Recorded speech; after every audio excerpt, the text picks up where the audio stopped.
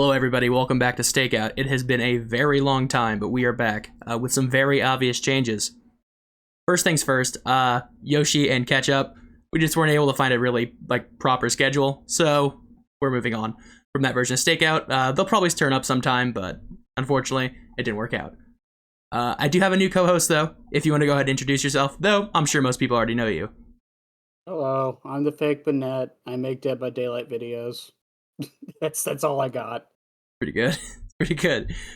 We wanted to start off with this new version of Stakeout by talking about the past year of Dead by Daylight. Because, spoiler alert, I do think it's one of the worst years we've ever had in the game. I mean, yeah, I'd say yes and no, but yeah, go on. Well, I mean, we could talk about it as we go. But the way we're going to do this is we're going to go through pretty much every major patch. You know, I left out a few things, but I got pretty much all the big ones here. Just anything you want to say before we start? The fact that we have so much to talk about over 1 year is why I don't think it's the worst year of Dead by Daylight ever. That's all I have to say about that. Yeah. I mean, fair enough. All right. Because I mean, like if you look at 2013, there was 4 things to talk about throughout. 2013. No, 2023. Oh, okay, okay. Yeah. There was 4 things to talk about. And they all involved kicking gens. All right. So the first major patch we have, and the first thing I want to talk about was in January, patch 8.5.0, the Freddy rework. This saw changes to the Nightmare, and then changes to the perks Fire Up, Remember Me, Wake Up, and infamously Vigil. You have anything you want to start with? The Freddy rework is one of the best things to ever happen to the video game. I think it's the best rework. I mean, it also depends on what you consider a rework, because they turned the snare into a projectile. They made Dream Palettes part of the power instead of an add-on. But they also completely reworked how they work, because you can still get stunned by a Dream Palette, right? Mm-hmm. Yeah, they completely reworked how it works. The teleport is so much better. They added the Killer Instinct. They reworked all of his add-ons. And they also kept Blue Dress as the old version of the snare, in case you liked that. Yeah, I mean, no one uses it, but yeah. It's pretty bad. Yeah. Actively detrimental to use. I wouldn't go that far. I think it's just a different way to play him. I guess, yeah. I think Freddy, undeniably was one of the worst killers in the game and desperately needed a rework. And now I actually think he's one of the best design killers and is actually fairly strong. Yeah, I would agree. I mean, also, I've talked about it in the past, and it's not, to the degree of, something like StarCraft, but he's one of the highest API killers in the game. Mm-hmm. It's, actions per APM. I meant APM. It's actions per minute, for those that don't know. Because you're always doing something. Even if you're not in chase, you're setting pallets up. You're looking for a place to teleport. When you're in chase, you use your snare. You swap over to your pallets while it's on cooldown to see if there's anything to blow up. You blow up a pallet, and then you switch back to your snare to slow them down. You're double-checking your positioning to see if you can double-tap them somehow, or put them in a lose-lose situation where they get hit by the pallet, or they get hit with your M1. They took him from, a brainless killer, as much as I hate saying that just snare, to actually doing something at all times. I don't know. It was impressive. That's all I'll say. And that's the best thing about him. You actually just hit the nail on the head there. He is always doing something. With old Freddy, he was at one point extremely strong, but there is nobody who would argue that old Freddy had even a remotely high skill ceiling. He was one of the lowest skill ceilings in the game, if not the lowest. That was one of his benefits. When I used to play Freddy all the time, I would 4K a lot, and the reason why is because you don't have to think when you played him. Literally. You're looping someone, put a snare in front of you. That's it. Yeah, I agree. I think it's a real benefit to his perception in the community as well, which helped a lot. Yeah, also, has anyone really, I'm not as tuned in with it as much as I used to be, but, do people hate New Freddy? I never see people complain about him, but, okay, I mean, I'm sure people around me aren't going to complain about Freddy. That's fair. But no, the rework was good. That's what all of this comes down to. I'll glaze it all day. I really do think it's the best rework they've done. I by far. I think it's him and then maybe Doctor. Doctor's up there, but that's an old one. Maybe Clown. Yeah. What, you mean like current Clown? So, well, no, they reworked Clown. Clown used to only adding have the two yellow bottles. bottle, right. Yeah. Yeah, that one was good too. That helped him a lot. Yeah, even though people don't use the yellow bottles unless they're broken. Right. Which we'll get to later. Yeah. Let's talk about the perks. Let's talk about the two that didn't really change much. Do you want to start with Wake Up? Do you have the numbers listed? Because I don't. I can grab them if you want to start filling time. So basically, like, when it was on the PTB, it was busted with Soul Survivor or something like that, where the survivor could like open the gate in like a second. Yeah. It was 10 seconds. Yeah, and I know people complained about it. I don't think it was that big of it. Do we really care that much about the 4K? I don't. Honestly. So what it is, it's 12%, 12.5% for every alive survivor, up to a maximum of 50%. Mm-hmm. For Wake Up? Yeah. Yeah, I mean, combining it with Soul Survivor, I think that's fine. Mm-hmm. I don't like Soul Survivor's design, but at the same time, I think like when it's used not correctly, but when it's not used in an unhealthy manner, I think Soul Survivor and Wake Up like as a combo is fine, even how it was on PTP. The 4K isn't that important. No, you've already won the game at that point. Even the devs have said a 3K is a win. Yeah. So like, I mean, the way I look at it is if you were going to change one of those perks, nerf them, quote unquote nerf them, I think Soul Survivor has a worse design than Wake Up does, if I'm being completely honest. It does, but I also think Soul Survivor fits like not only a niche, but it's thematically appropriate for Lori. Mm-hmm. Again, it does encourage like kind of selfish gameplay, waiting for your teammates to die. But I feel like if you're not playing in that way specifically, and I know it's a bad argument, but if you're just running it and it happens to get value, then I think it's fine. Right. I mean, that's a whole different discussion about Soul Survivor. The change to Wake Up itself, though, fine. Mm-hmm. I think it's fine. Do you think it's worse than it was before? Because it used to just be a flat 40%. It's more niche than it was before. I don't think it's necessarily... The numbers are technically higher, right? It's higher if everybody's alive. It's lower if one person is sacrificed, it's lower. Yeah, I think it's fine. Mm-hmm. I would say it's fine. I'm not the biggest Wake Up fan. Not that I hate the perk. I couldn't really care less. Rug. Yeah, sorry. Oh, go ahead. No, I didn't have anything to add. Go ahead. Okay. A perk that I do really like, though, that was changed in this was Remember Me. Now, I don't know if you were playing at this time, but before the in-game collapse, Remember Me was actually very highly valued, and it got nerfed once the in-game collapse was added, and now has been buffed once again to be nearly as good as it was. You have any thoughts on Remember Me? Other than it's like the only thing to combo Hatewire with? Not really. Yeah. I think it's for an in-game perk, it's fine. I'm not the biggest fan of in-game perks design-wise, but like, which is ironic considering I use them a lot, but I don't like them design-wise. Mm-hmm. But it's the only obsession perk in the game that I can think of. I'm sure someone will correct me. That actually encourages you to go after the obsession. Yeah, since they've changed Dying Light all those years ago, I think you're right. Yeah, because Furtive maybe? Well, no, even Furtive, like, well, yeah, I guess Furtive, but yeah, no, I guess Furtive. I mean, Friends to the End too, but those both change the obsession to somebody else, so you're not really focusing one player, you're focusing the obsession, who could be anybody. Yeah, I think that's what I mean. I mean more like play with your food and save the best for last, I guess. Yeah. Yeah, I'm a fan of Remember Me. I think it's a cool perk. I am glad it's not terrible anymore. I actually think it's a little bit underrated now. I think like you're going to catch that person on the gate. It's not as good as No Way Out though, that's the issue of it. Is No Way Out's just so good that why use it? But at the same time, like comboing it with No Way Out, because that's know which a whole other issue. On. Yeah, and then Haywire. Like people say that Haywire was nerfed because of Larry, and it was, but it was also nerfed because of its combo with Remember Me. Absolutely. It was a variety of. Oh, other yeah, combos. that's it. It was stacking Singularity with Remember Me, with Haywire, with No Way Out, with, fourth perk, and It just also kind of... wasn't just. It also wasn't just Larry. Uh, Freddy with class Dude, photo. he can use Haywire still. Freddy he can Yeah, use it, yeah. yeah.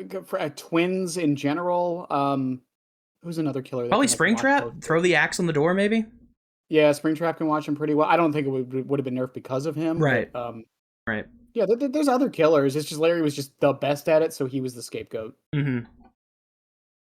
So I think Remember Me is, well, the second biggest good change in this patch for perks. Mm-hmm. I do think the biggest winner and the best change in this whole patch for perks was Fire Up, actually. Because Fire Up Yeah. was terrible for a long time. Genuinely a meme perk. And all it took, like, this is the thing with DbD, and it really is shown by Fire Up, is just small number buffs can make a perk go from terrible to good, and then, in the case of the next perk we'll talk about, good to overpowered. It's also funny that we'll talk about it with the next patch too. It's funny that they buffed it before what another perk that's coming Yeah. that comboed with it, which is really weird. Yeah, so I'm a big fan of Fire Up. Yeah, no, I think Fire Up. It's a good. It's not necessarily a second chance perk. It's like a good like. I don't even know what to classify it as. It's not a comeback mechanic necessarily, but like, it's just good insurance. I think calling it a comeback perk fits perfectly, actually, because it kind of is. It helps you out towards the end of the game. Yeah, I don't know, because it doesn't like do anything like super good. Mm-hmm. It's not like all the gens. It's not like Noed, right? Right. Like it's not like so in your face on what it does. But I mean, it definitely, yeah, I guess it does classify as a comeback perk. I think it's super noticeable. It's not a massive number boost, but whenever I'm playing Survivor and the killer has Fire Up, I notice it. Well, plus the pickup speed alone. Yeah, very funny looking. That was like the one reason I never classified it as a meme perk or like a bad perk, like some other, like a lot of other people did, because it the pickup speed. It was the only perk that did that. Now we have two, but it was the only perk that did that, and that could really mess people up. Yeah, I mean, I think Fire Up was one of the better counters to, and still is one of the better counters to flashlights, because the timing gets thrown off completely. Yeah, and flashbangs. I think you can almost completely avoid flashbangs with it. Yeah, for sure. I think it's like 2 or 3 stacks now, which isn't uncommon to have, especially with how fast the gens go now. Well, that's the thing. Yeah, like you're almost guaranteed with Fire Up. You're gonna get multiple stacks, and if you don't, then you're just dominating the game, and it doesn't matter. That's why I hate the argument of some perks like coup de grace. People are like, oh, especially back before it got its 2-stack buff. It's like, well, you shouldn't be losing gens. Yeah, but you're going to. That's just how the game works. You're not gonna hold gens all game. Again, unless you're like super hard winning, and then it doesn't Then matter. it doesn't matter at all. It's just a good insurance perk. I think the buff was, I don't want to say necessary, but I'm glad it got buffed. It wasn't like on my priority list for things that needed changes, but I think it was. I think the buff was good. For sure. Yeah, I'm a big Fire Up fan. I'm glad to see it got buffed. Any final thoughts on Fire Up? No, we can move on to the other one. Right. So, talking about perks that went from good to completely overpowered, Vigil. Now, I have a distinct memory, Bennett, from going into this patch when we saw Vigil was on the roadmap. And a good friend of mine is a big Vigil fan. And both of us were like, literally, why are they buffing this perk? It was. I know why they buffed everyone. It's the same reason they buffed Resurgence. Nobody was using it. Nobody was using it. Yeah. I don't get it. Yeah, listen, as much as I do crap on behavior, and a lot of us do, for like, they shouldn't just use stats to determine things. At the same time, if you had a game, like if you were like making something and no one was using it, even if it was good, I mean, why wouldn't you buff it? Right. You know what I mean? Like, because no one was talking about Old Vigil, really. So, like, they didn't have any feedback or anything. Right. And that's another thing, too. Like, Devil's advocate for the Vigil buff, it added more variety to the meta. You know, same thing with Resurgence. It had bad variety, but it was variety. Exactly. It's something different. It's not just, well, I mean, I guess it is still just Sprint Burst every match, but, you know.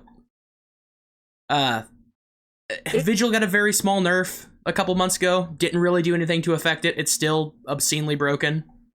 I mean, is it wrong to say that I think the problem isn't necessarily Vigil, it's the other perks around it? so unpopular take, I actually don't necessarily mind it affecting exhaustion.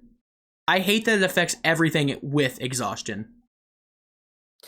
Yeah, well, because they did it with Ghost Notes too, because that's 10% off exhaustion as well. Yeah. And I don't see anyone complaining about Ghost Notes. To be fair, they They did were PTV. on the PTV, and then everybody just kind of Yeah. stopped talking about it.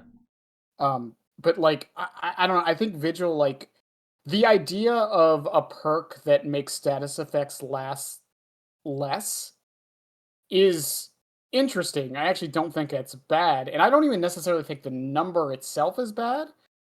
I actually think the bigger issue with Vigil is the feedback on the killer side.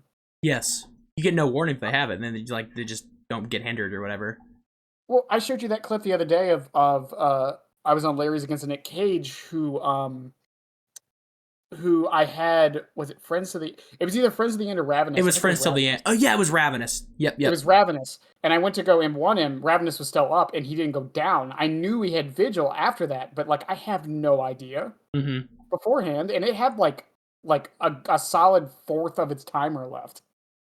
Yeah. I mean, this is super off topic, but I think Killer just needs better feedback on Survivor perks in general. Like, there's no reason why you weren't told about Survivors having made for this unless you paid super close attention. Yeah, I mean, even things like Overcome, you can tell. Yeah. But that's not even necessarily true. I know plenty of people who can't tell. I can tell because I play a killer, at least at the moment, that like really gets hurt by Overcome. So I notice it all the time when it happens.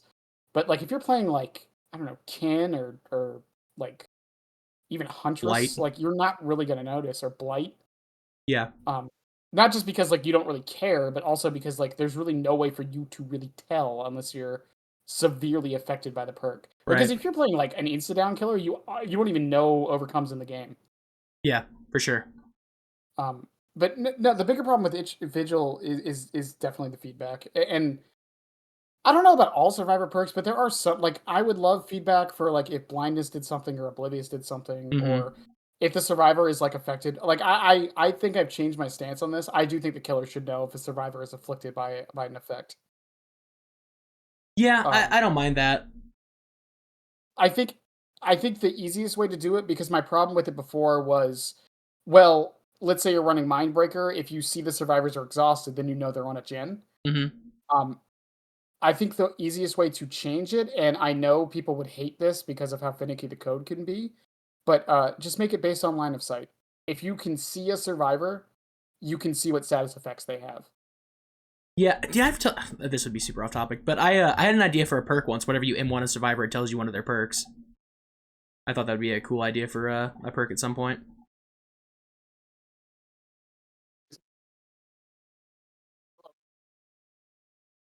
Is my mic picking up? What's up? Sorry. Okay, there we go. There we go. Mic's picking up. Okay. Okay. Yeah. No. I don't hate that, but like, I kind of like the idea that it's hidden to a degree. I don't know. Because like with my idea, like a Vigil would still be hidden. It's just you could, if you're paying attention to the timing. Well, to be fair with Vigil, it's already like that. Like whenever I'm playing Freddy, if I hinder someone, I'm like, okay, that's not Vigil, or yep, that's Vigil. It's very very easy to tell. That's my big problem with Vigil, by the way, and it's super biased, but I think it's incredibly stupid that it affects some killer powers and not others. Well, because some of them aren't status effects. Well, my big example is Michael and Ghostface. They're exposed and I'm not trying to advocate for nerfing Ghostface. Well, maybe I do advocate for nerfing Michael right now, but that's for a different time. I don't advocate for nerfing the exposed timers, but there needs to be, like, Freddy and Clown should not be nerfed by Vigil if Michael and Ghostface is in it. It's very strange. Well, yeah, and well, we'll get to it much later, but it's like the current PTB with the whole bloodlust thing. Because it's like I think the simple solution is just make it a different effect that affects different killers different ways.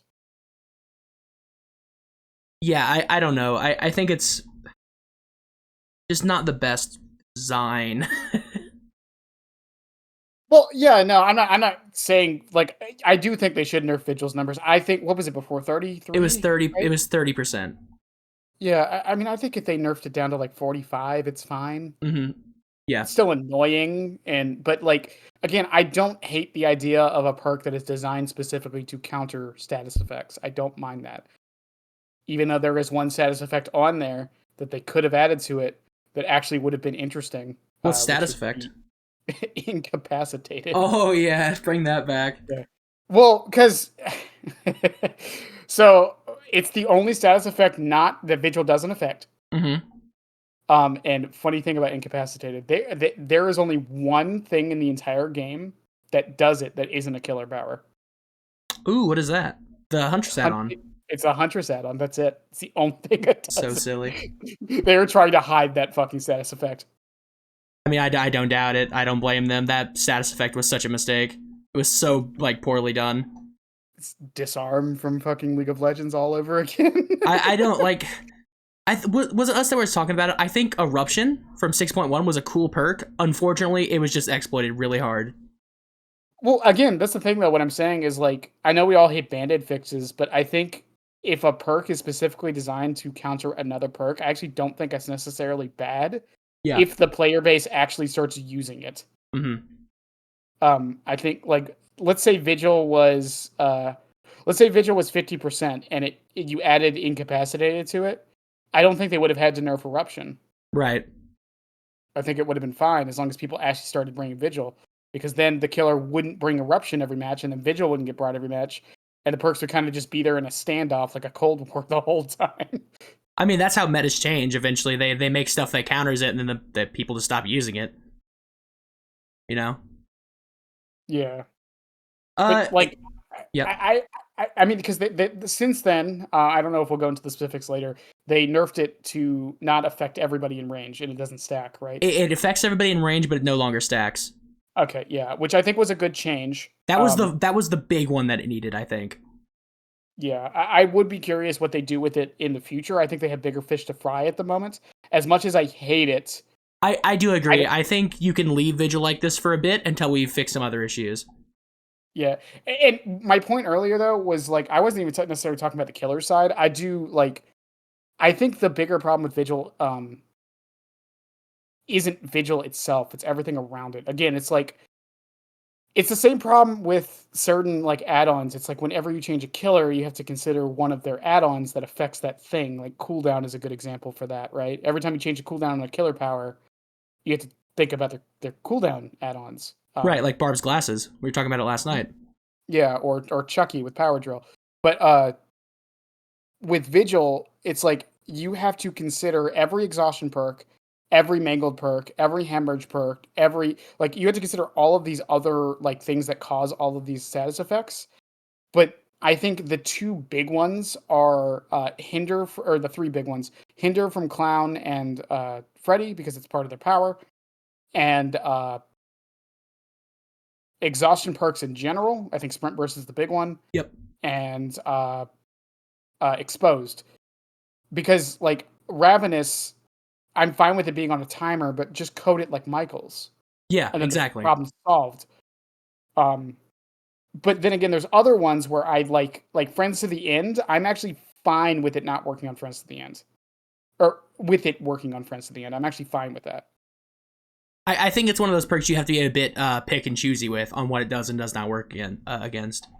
Yeah. Because I think it working against something like Vigil would be completely, or I'm sorry, Hubris would be completely fine, because you're still probably going to go down there right behind you. Right. Or what's another one? Like Shoulder the Burden, it should not affect the shoulder. That should Absolutely. be a locked timer. Yeah. If anything, that timer should be longer, but that's a different discussion. Yeah, absolutely correct. But I think the work for Vigil is everything around it, not necessarily the perk itself. Yep, I agree. Do you want to move on to the next patch? Yeah, any finishing thoughts on this before we move on? Everyone crashing out when Vigil lets someone sprint burst twice in a chase is justified. Yeah, absolutely. Absolutely. 24-second cooldown on sprint burst. Okay. Bring Langwins, I guess. Or Kinetic. So, yeah. Our next one is probably, I think, the most controversial update of the year. 8.6.0, the Tokyo Ghoul update. Do you want to start with Kaneki? I kind of want to save Ken for last. Okay. Do you want to start with some of the smaller buffs? I actually want to start with the Xeno changes. Okay, let's start with the Xenomorph changes that were on the PTB. So for people who don't remember, actually some of these did end up going through, but a lot of them were completely scrapped. If you want to start, I will find the ones that were scrapped. So here's the thing with this. I think after the reactionary stuff happened, I think people started to understand what they were trying to do with this change. So for those that don't know, basically when they made the turrets take longer to take you out of runner mode, crawler mode, whatever it's called these days. But the decay was super long. 15 seconds, I just found it. It was how long? 15 seconds before it started to decay. Yeah, and then it decayed really slowly on top of that. Yeah. Yeah, they dropped it to 2 per second to decay. When I first saw this change, I was like, oh, okay, so you break a turret, you go back in your tunnel, and it resets the whole thing. No, that is not how it works. It didn't decay, it just had to decay on its full own. It was to a point to where some Xeno players would, on the PTB, would just eat the fire turret like randomly so they could just reset it. Yeah, I don't know what that was. The bad part of that change. That was just a terrible idea, straight up. So their idea, as far as I can tell, what they were trying to do with it was make the turrets more of an inevitability on the survivor side. So the way it works currently and the way it worked before, and it's been a little better because they've adjusted numbers, is basically, if the Xenomorph, kicks the turret, you get some distance, and then you go to the next turret, they get some distance, get to the next turret. That's how it works now. But if the Xenomorph is doing their job correctly or playing correctly, they should never get out of runner mode. They will basically just be keep getting slowed down, pretty much. But with this change, the idea, I think, was if you as a survivor can run the Xenomorph to a bunch of turrets, you were rewarded with them getting out of their power. Yeah, no, that makes sense. I understand that part of it for sure. But the problem with that is that feels like shit for the Xenomorph. Well, plus the UI just looked terrible. Just the like burn effect on your screen for what, up to 15 seconds or longer. Yeah, that too. They've toned that down a bit from what I understand. I could be wrong, but it's just, there was so much, like, again, the road to hell is paved in good intentions and all that, right? The idea was there. I get what they were trying to do. They were trying to make the individual survivor feel better, and feel like they were more in control of the Xenomorph's power, with the turrets. Right. Because the way it currently is, and regardless of how good or bad it is, the feeling of running the Xenomorph into a turret, they break it and they're still in power, and if they're good enough, they can just keep breaking the turret and stay in power. Even if you run the Xenomorph for 3 gens or whatever, it doesn't feel good because you feel like you're basically just doing nothing. Yeah, you're not accomplishing anything because she's still gonna hit you with the tail. Yeah, you're wasting time, which in Dead by Daylight is really important and like the biggest thing on the survivor side, but it doesn't feel good. That's the thing. Yeah, I understand that. Yeah, it's a hard line to nail. And again, like, I think the idea was there, but I'm glad it didn't go through because that would have been fucking terrible. Do you want to talk about the changes that did go through for Xenomorph? Because I actually think they're all good. Thumbs up. It was some add-on adjustments, and they made the turret. They made some of the add-ons base kit for the turrets. Right? Yeah, they also increased the wind-up time for the tail, so survivors had more time to react. They made it louder. Mm-hmm. They made the cooldown shorter, I believe, for a successful hit. Mm-hmm. So just all around good. I will say this: the biggest compliment I can give to the Xenomorph changes, she's actually got really good add-ons now. Yeah, it's a lot of add-on variety, which I think is more important than them being good necessarily. But yeah. That's what I meant. Sorry, I don't care if they have strong add-ons. I mean, like, just well-made add-ons. Yeah, I wish Acidic Blood was better, but Yeah, actually, that you know sounds what? cool. Is it better? I mean, I'm sure it's better than it was, but shrug. Well, no. With palette density, is it better now? I mean, yeah, I mean, theoretically, you get more value for Hmm. sure. I might give it a try. Yeah, theoretically, you definitely get more value. Mm. But yeah, those interchanges again. It was a good idea done wrong, which is going to be a common thing for this year. Yeah, uh, I think that's a really good way to put it. Good idea. How do I explain this? They wanted to do something good. Unfortunately, it was just two bad ideas that kind of soured people on the whole thing. mhm. Any But other thoughts on Xeno? no, I'm glad, and again, it'll be a theme for a lot of this. I'm glad the devs tried something at least. I think that is probably like spoiler. That is how I feel about this year in general. They tried stuff. Not all of it's good, but I would rather them try and fail than just sit there and do nothing because we complained about right. that for years. Yeah. Next thing I'd like to talk about is the terror radius changes because I actually think this is one of the most interesting things they did this update. Oh Uh, yeah, I forgot that was with Ken. yeah, to jog everyone's memory, the Blight and Hillbilly were moved to 40-meter terror radiuses, and Ghostface and the Skull Merchant were moved down to 24. I didn't even think about that with Skull Merchant's recent changes. Yeah, she's 24 meters now with that. Yeah, I think Huh. that is one of her biggest boons. Actually, is her small terror radius. I mean, with with the change to with Chucky being 32 meters and being a 110 and Ken being Hmm. 40 and a lot. Like I'm glad they're using the terror and even like Springtrap. He's 24 meters. Everyone forgets that. Yeah, I forgot a killer. Pig is also now 24 as well. Yeah. Pig is also 24 now. I believe Honorio's 24. Sadako is 24. Yeah. Yeah. Um, so like I'm glad they're playing around with terror radiuses. Uh, I will say that Hag is 24, isn't she? Yep. Hag is 24. Yeah. I would say Trapper should go down to I 24. That's It what I wouldn't be was a thinking when I saw it.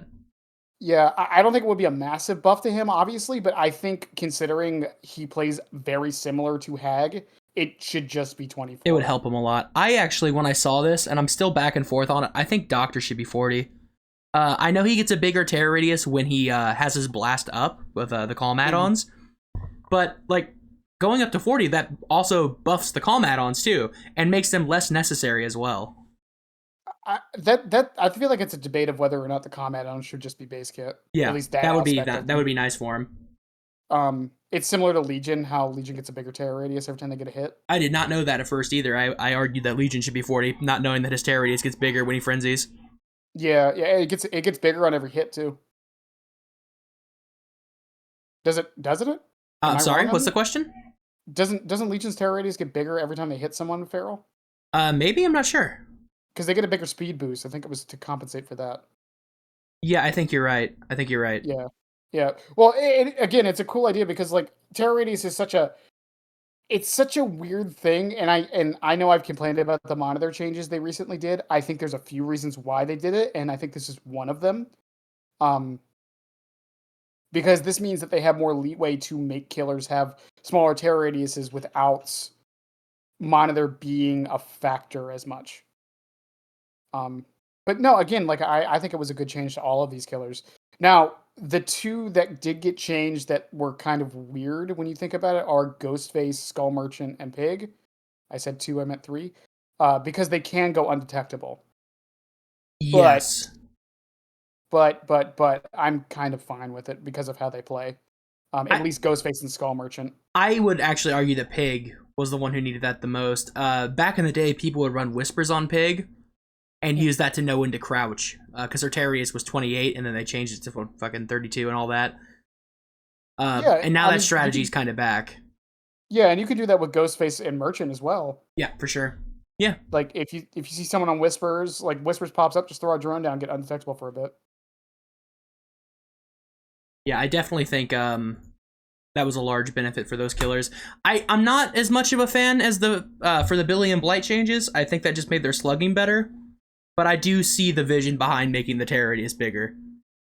That's the complicated thing with it, because it this is where like it gets hard to call it a nerf or a buff, especially for those killers. Yeah. Because it's like, on one hand, it's a nerf because people can know when they're coming sooner. On the other hand, it's a buff because infectious fright exists, which would lead into a question of, should infectious just be a set range? And honestly, I think it should. I think that'd be a great change. Because there's a lot, like, I would love to run it on Springtrap, but I can't. Like, you can, but like 24-meter terror radius doesn't work on grabs that well. Like, I don't know. Well, that's the thing. Like, if it was a set range, it would just be as good for everybody. It wouldn't be inherently better on Wesker, Koniki, Billy, and Blight. Exactly. And plus, they can combo with Monitor if they want, make their terror radius even bigger. Exactly. I hate that Monitor change so much, by the way. That's what they did. Is that on this list? If you remind me, I'll put it on. What patch was that? Sinister Grace? Yeah, I think it would be. I'll throw it on there. I mean, we can talk about it now. I didn't know it was on here, but basically, the Monitor change, like, because of the changes happening to furtive, if this, as of recording, if the PTB goes through how it does, I think that's why they did it. I think they were preemptively nerfing it because of furtive. Yeah. Because it being percentage based means they have more. It being percentage based means that that furtive can't combo with it on every killer, only specific killers. Mm-hmm. I think that's what they were trying to do with it. I don't like the change. I'm not going to say I do, because Monitor's used to be one of my favorite perks. But, I love the Monitor, yeah. But at the same time, considering that, I feel like they're trying to future-proof it, is all. I understand. I agree with that, too. I think, in 2 years' time, we'll look back and be like, yeah, Monitor's fine. It's not like many people use Monitor anyways, so, It's the thing with a lot of changes I've noticed. Like the haystacking's not on here, but Oh, we have haystacking on here, but that's next patch, though. Oh, yeah. So, like, the haystacking changes, like, I feel like that was them trying to future-proof the game, and we'll get into that later on how people's opinions changed. But yeah, I think that's what a lot of what they've been doing this year has been. It's setting the game up for next year. Yeah. For better and worse. Yeah, true. Let's do a quick lightning round. Chucky buffs, thumbs up. Just kind of walked him back a bit, made him a bit better to play. Still think he wasn't as bad as people said he was. Yeah, they're good changes. Yeah, Legion buffs, just very small things, made everything about him a little bit better. Drug, it's still Legion. Do you want to talk about Koniki's perks? I do want to mention the Oni change was a good one. I know a lot of people hated it, but it was good. It was a good change. Mm-hmm. I wish I understood more why people hate it. I don't really get why people don't like it. Few reasons. So controller players couldn't do the flicks. Yeah, I was on console at this time, and Oni was undeniably better to play on controller after this. So the running thing was like, well, unfortunately, that's just how it's going to be. So they did this to make it so controller players could do it. It also means that it technically, while some people would argue that the devs have said in the past that it wasn't an exploit, they've gone back on that statement before. But now they've officially made it an official part of his power. Yeah. But by making it an official part of his power, it means that it's not a skill expressive. Oh, so people can still do it. They're just upset that it's not a skill thing anymore. Yes. Okay, I understand.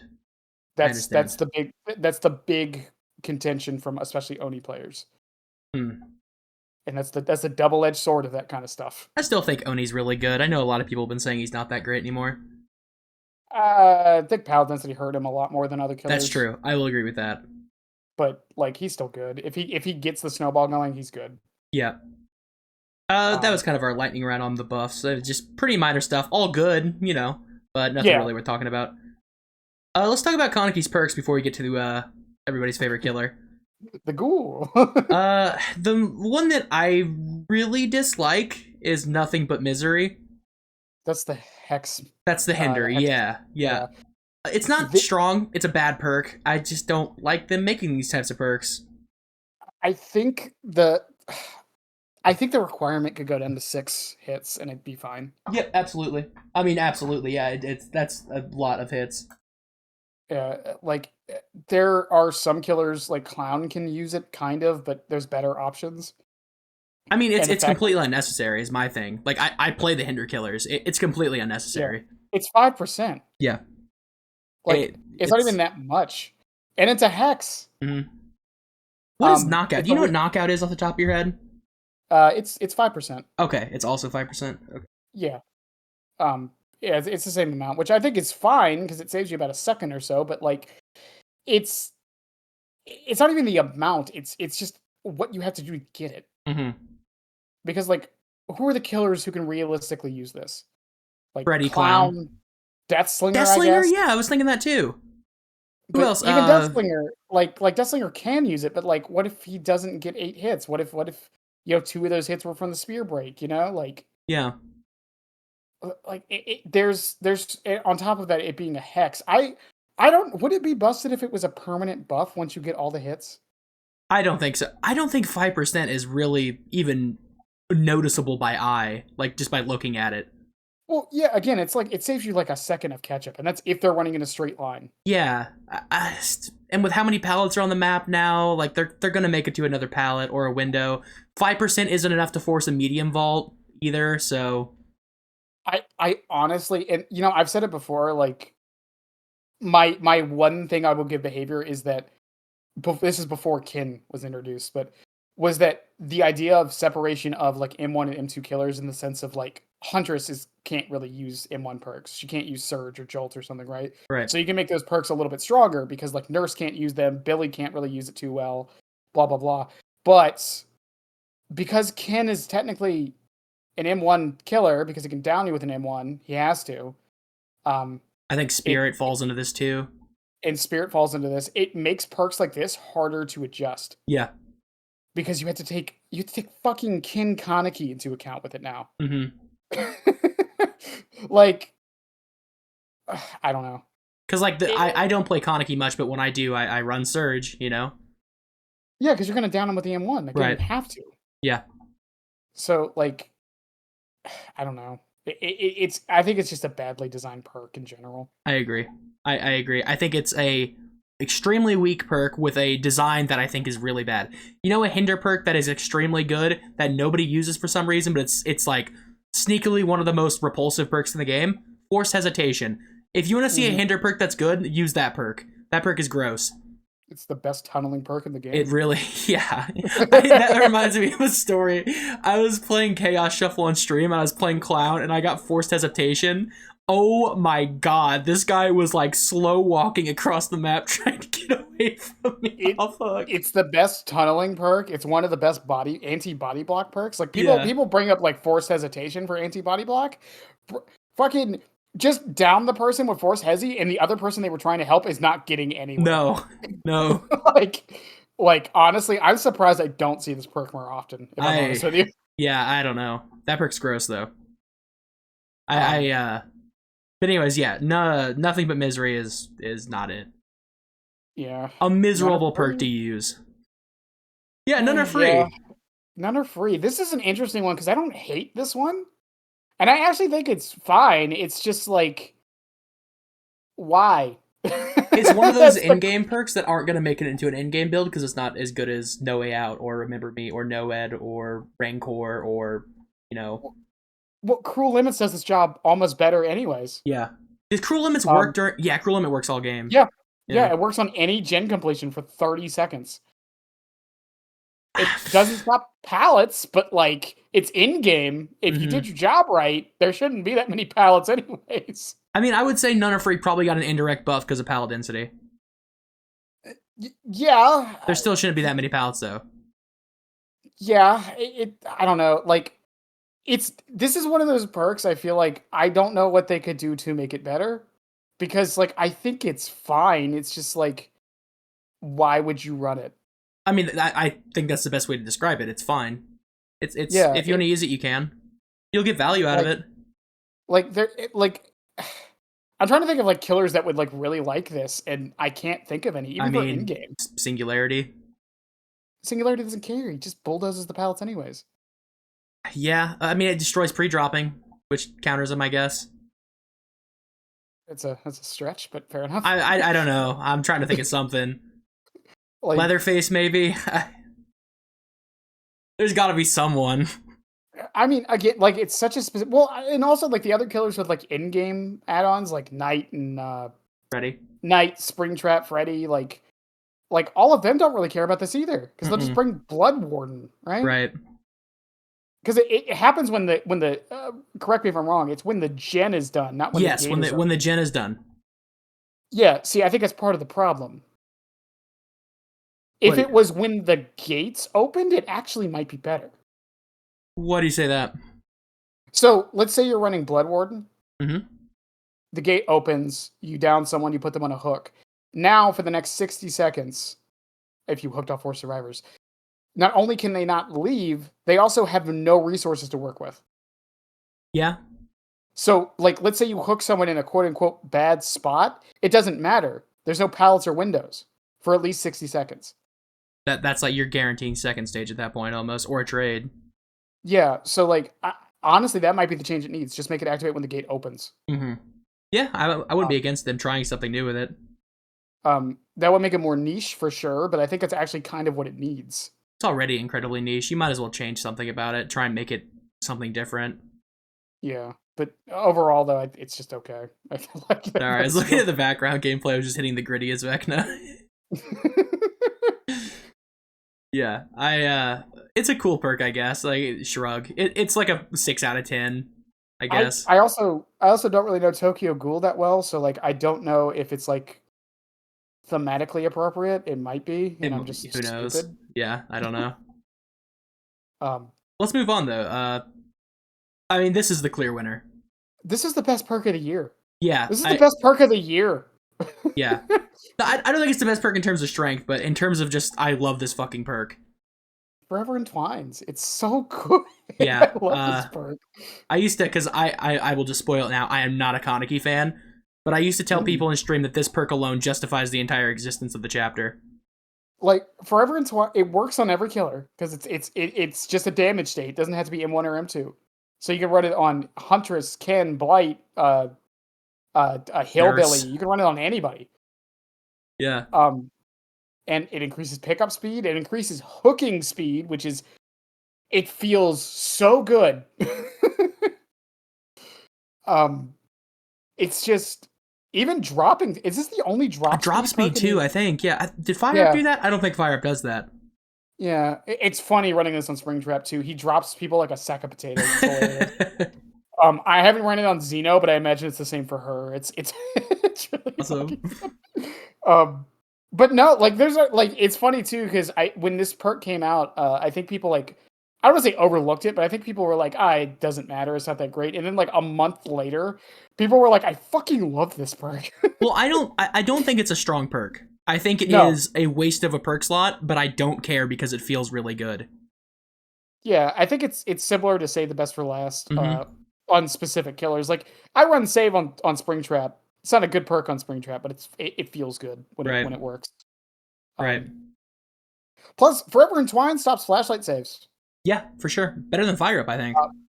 Yeah, so, and the one downside to this, and again, I mentioned it with the Fire Up change, was that they did have to add a cap to pickup speed because of it. Mm-hmm. But if anything, I thought that was them showing that they were going to start doing that with other things, like gen speeds and that would be so nice.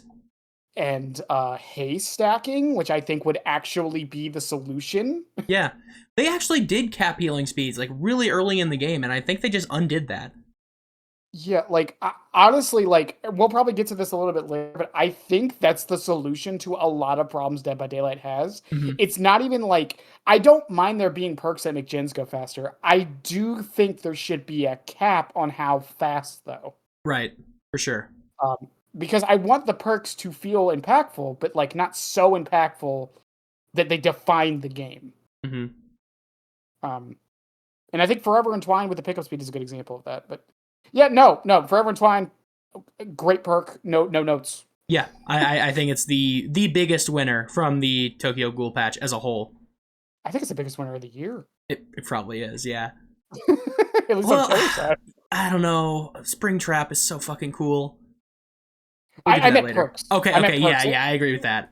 Springtrap does have one perk that might beat it, but we'll talk about that later. Yeah. All right, you ready to? Oh, we have Kaneki, the big man himself. God, okay. All right. Awashi Guru. I don't know. I don't really know your opinion on Kaneki. I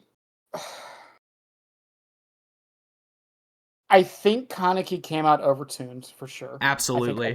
I think everyone can agree on that. I think my ideas for him have not necessarily shifted. The auto hit is okay. My opinion on the auto hit is this. I think they added the auto hit because they had to. I agree. Because if he didn't have the auto hit, his power would literally be I dash. Not even like Blight, like because Blight can hit with his dash. I fly. Because I thought because when Vecna came out, it was a breath of fresh air to me because I have said for a while I've wanted a killer whose power is just utility. Mm-hmm. His power doesn't directly damage the survivor. Now, Flight of the Damned, like insta-teching and like elevation stuff aside, the main purpose of Flight of the Damned is to zone. Yep. I would also argue that those the way you damage the Flight of the Damned is extremely is a knowledge check from the killer player. Exactly. Yeah. But with Kin, if he didn't have the auto hit and like he just had the 3 dashes, I actually think he would be fine. Yeah. If he was just an M1 killer who had like the best mobility in the game, would that really be that big of a deal? I think that would be fine, yeah. And I proved this. I have an 80% kill rate on Kin, and I have used the power maybe 4 times. I don't even have the achievement. I don't even have the achievement for the perfect things. That is so funny. I think that alone proves it right there. Like, and Kidnap Tech had to go, obviously. Yes, that was stupid. But I think the reason they added the auto hit was because, again, I don't think they felt comfortable releasing a killer whose power doesn't directly damage survivors. Mm-hmm. Or lead to a damaging state directly, like Clown, you know what I mean? Right. But like opinion-wise on him now, I'm glad he's in the game. It opened the floodgates for what can be added. It was a huge boon. It definitely started to show some problems with Dead by Daylight in general, I think was another thing with it. Ironically, I think Kin actually made Survivor players get better. I know a lot of them said they hated. Yeah. But at the same time, I think Kin also sparked the debate on how many pallets there are. Some of the changes they did to him, like the pallet change where he doesn't get his power after kicking a pallet. Yeah, I think that could be introduced to other killers. I'm surprised it hasn't been. One Scottish fellow, perhaps. But like, I think Kin, I think he's in an okay spot now. Because I don't have a problem with him being strong. I don't see why people do. Yeah, I guess I can get into my thoughts on him. I agree. Absolutely was overtuned on release. There was a lot of bad faith arguing saying that he was fine. I do think Kaneki these days is relatively balanced. I do think he's a bit strong for how easy he is to play, but I don't care if a killer's strong. Like Hillbilly's one of my favorite killers in the game to play against, and he's like a top 3, top 4 killer. My big thing against Kaneki that I really think behavior needs to address is he feels really bad to play against.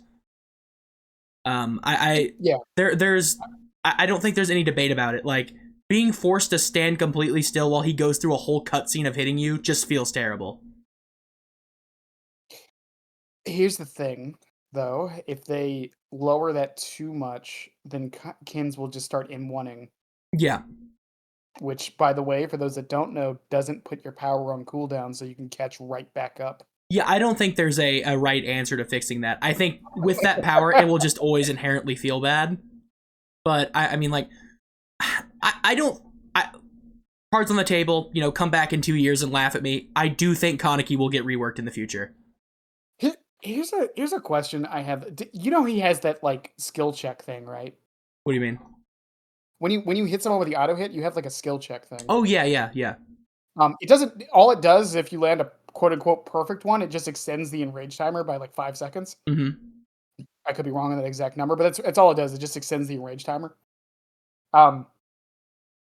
Couple things. One, I wonder if it would be fine if they got rid of the deep wound and just made the enrage timer just a timer. I think that would be a really good change to Kaneki. I don't know why he has deep wound. I feel like that is a product of him being kind of weak on his PTB. I think the deep wound was more thematic. Really? I genuinely think it was just supposed to be a thematic thing. I hate it. I think that would be a really good change to get rid of that on him. It's slowdown that he doesn't need to have. No, it also, again, because the enrage timer is tied to the deep wound. Yeah. So, like, I think if they just made it like a flat timer, it would be fine.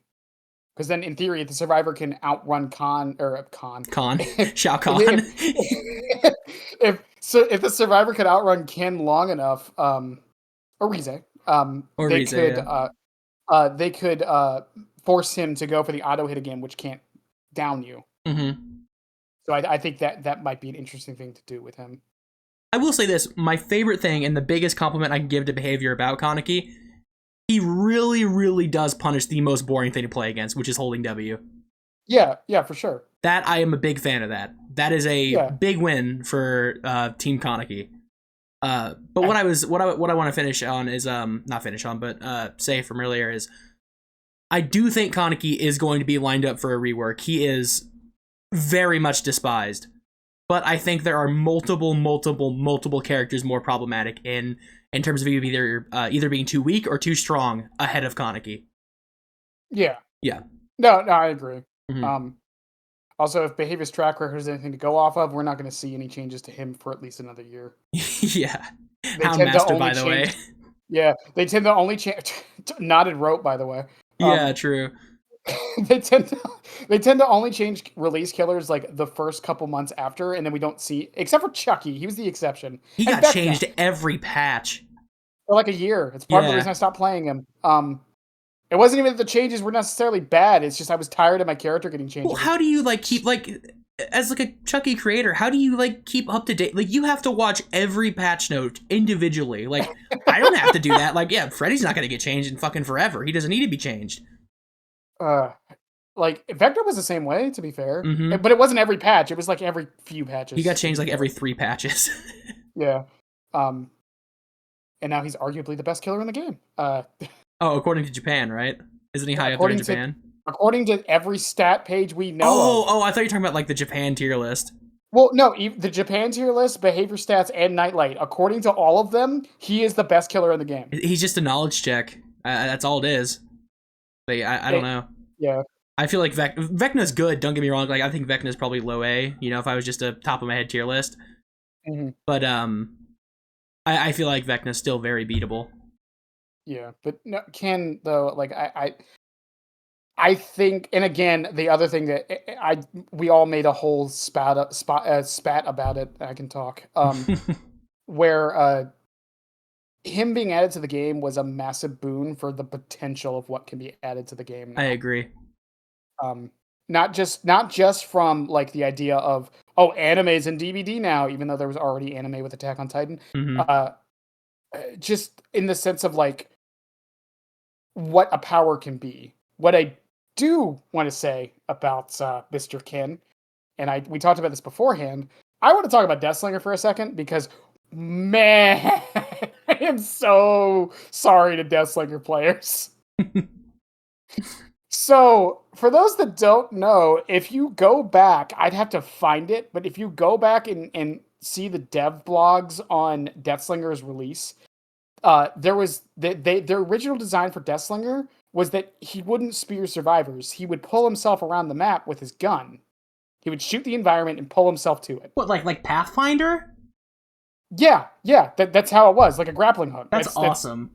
That was his original design. Zombie cowboy flying around the map. And instead of damaging the survivors, he would just deep wound them with the gun. He wouldn't damage them directly. Okay. Does that sound like a particular killer? That sounds pretty familiar. Yeah. On top of that, they had to nerf deep wound because of Ken. And Legion got a bit of compensation this patch because of that. Deathslinger didn't. Not like she needs it, but it is worth saying Houndmaster didn't either. Not like I said, not like she needs a buff, but she also didn't get compensation. Yeah, exactly. Yeah. Her too. Like, it's just funny to me that like it's such a subtle kick in the teeth to Deathslinger players that no one really knows about because no one talks about it anymore. Yeah. But that their entire killer design was swapped to another killer and they got inherently nerfed because the killer is around. It's so funny to me. It is dirty. But I think that's all I have to say about Ken, if I'm honest. Yeah, I think Kaneki he's probably going to have the Skull Merchant type reputation, unfortunately, where he's always just kind of disliked because of what he was. But I do hope Behavior eventually can find a way to placate the people who hate him while keeping him what he is for the people who like him. Yeah, also, before we move on to Steady Pulse, I do have to say the naming correctly like I used to. Kaneki. There we go. Kaneki. Yeah. I looked it up how to pronounce it, by the way, whenever he was coming out. Yeah, I said it wrong on purpose, everybody. I don't know why people thought I wasn't. So silly. Love that. Right. Steady Pulse. This is actually, I think, I like Aurella. She's cool. I like her perks. Well, one of her perks, and I kind of hate the other two. But this is, I think, probably the worst patch of the year. Except maybe Sinister Grace. Oh, no, The Walking Dead. I forgot about Walking Dead. My bad. That's the worst of the year. Wow. I always forget about that patch. I mean, Aurella, first trans survivor, a lot of, let me rephrase that. First openly trans survivor, a lot of perks that defined the meta for I don't want to say okay, that's actually not even true. Could define the meta. I still think, we were talking about it last night, I think Duty of Care is still one of the most broken perks in the game, but nobody uses it. Well, and that's the thing. It's the same thing with Shoulder the Burden. Yeah. Which, that was last year? Yeah, that was the end of last year. Almost a year old. Like, Shoulder the Burden is a meta-defining perk that I never see anyone use. Mm-hmm. like same with Duty of Care, Rapid Response, and Do No Harm. I think all three of these are meta-defining perks that I never see. Yeah, I don't get it. I don't get it. I think Rapid Response, with Vigil being as prevalent as it is right now, especially, is actually probably pretty good. I think for Rapid Response, it's because the aura reading doesn't seem that appealing. Yep. And I think for the other two, it's the bystander, well, not the bystander effect, but it's like, why would I run this to help my teammate when I could run this to help me?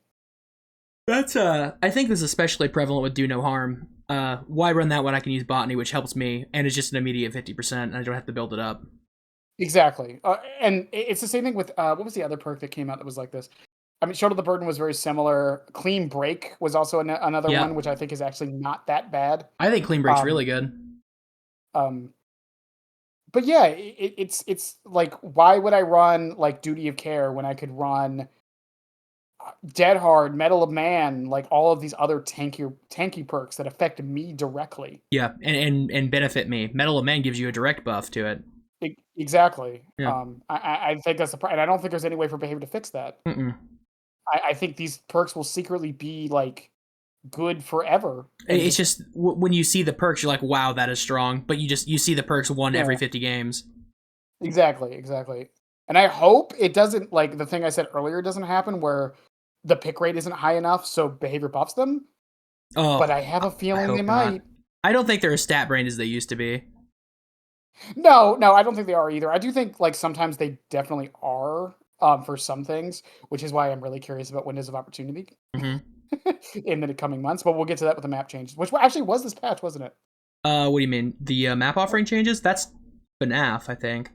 No, the map changes, the map and key changes. Was that this patch? No, that's The Walking Dead. Sorry. Yeah, sorry. Okay, yeah. I'll talk about windows with that because that's a weird thing. Anyways, yeah, her perks are fine. Like, I don't think they need to be adjusted. I think they're all good in their own right. It's just people don't use them. Yeah, for sure. I think Do No Harm does see a bit of play right now because of how strong healing is. I do think once healing perks inevitably do end up getting nerfed, I think Do No Harm will disappear. Would you rather healing perks get nerfed or killers have more options for anti-heal that is actually good? I think Sloppy Butcher should be rebuffed to what it was. If I'm being honest, I think that alone would be enough to kind of counteract how strong healing is right now. Yeah, I kind of feel like Sloppy Butcher should just be infinite timer. Well, because I was pro nerfing Sloppy Butcher, but that's because healing wasn't very good. But now they've buffed healing a bunch again. So, Well, I think this was a direct response to the healing changes they did a few years ago. to medkits and all that. Yeah, Yeah. I think that's what this whole healing change this year has been. It was a direct response to that. Mm-hmm. It's weird too Um, because the healing buffs didn't really start coming through until this patch in FNAF. But then it was just kind of all at once. Like Desperate Measures is really good now. Botany Knowledge I think is probably too good. well, also a bit of a hot take. I think behavior is also trying to make resetting more of a common practice. Mm-hmm.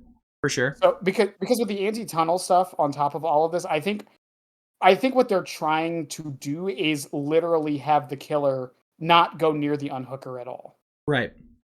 So they're trying to make like healing faster under hook and whatnot, so resets are more common.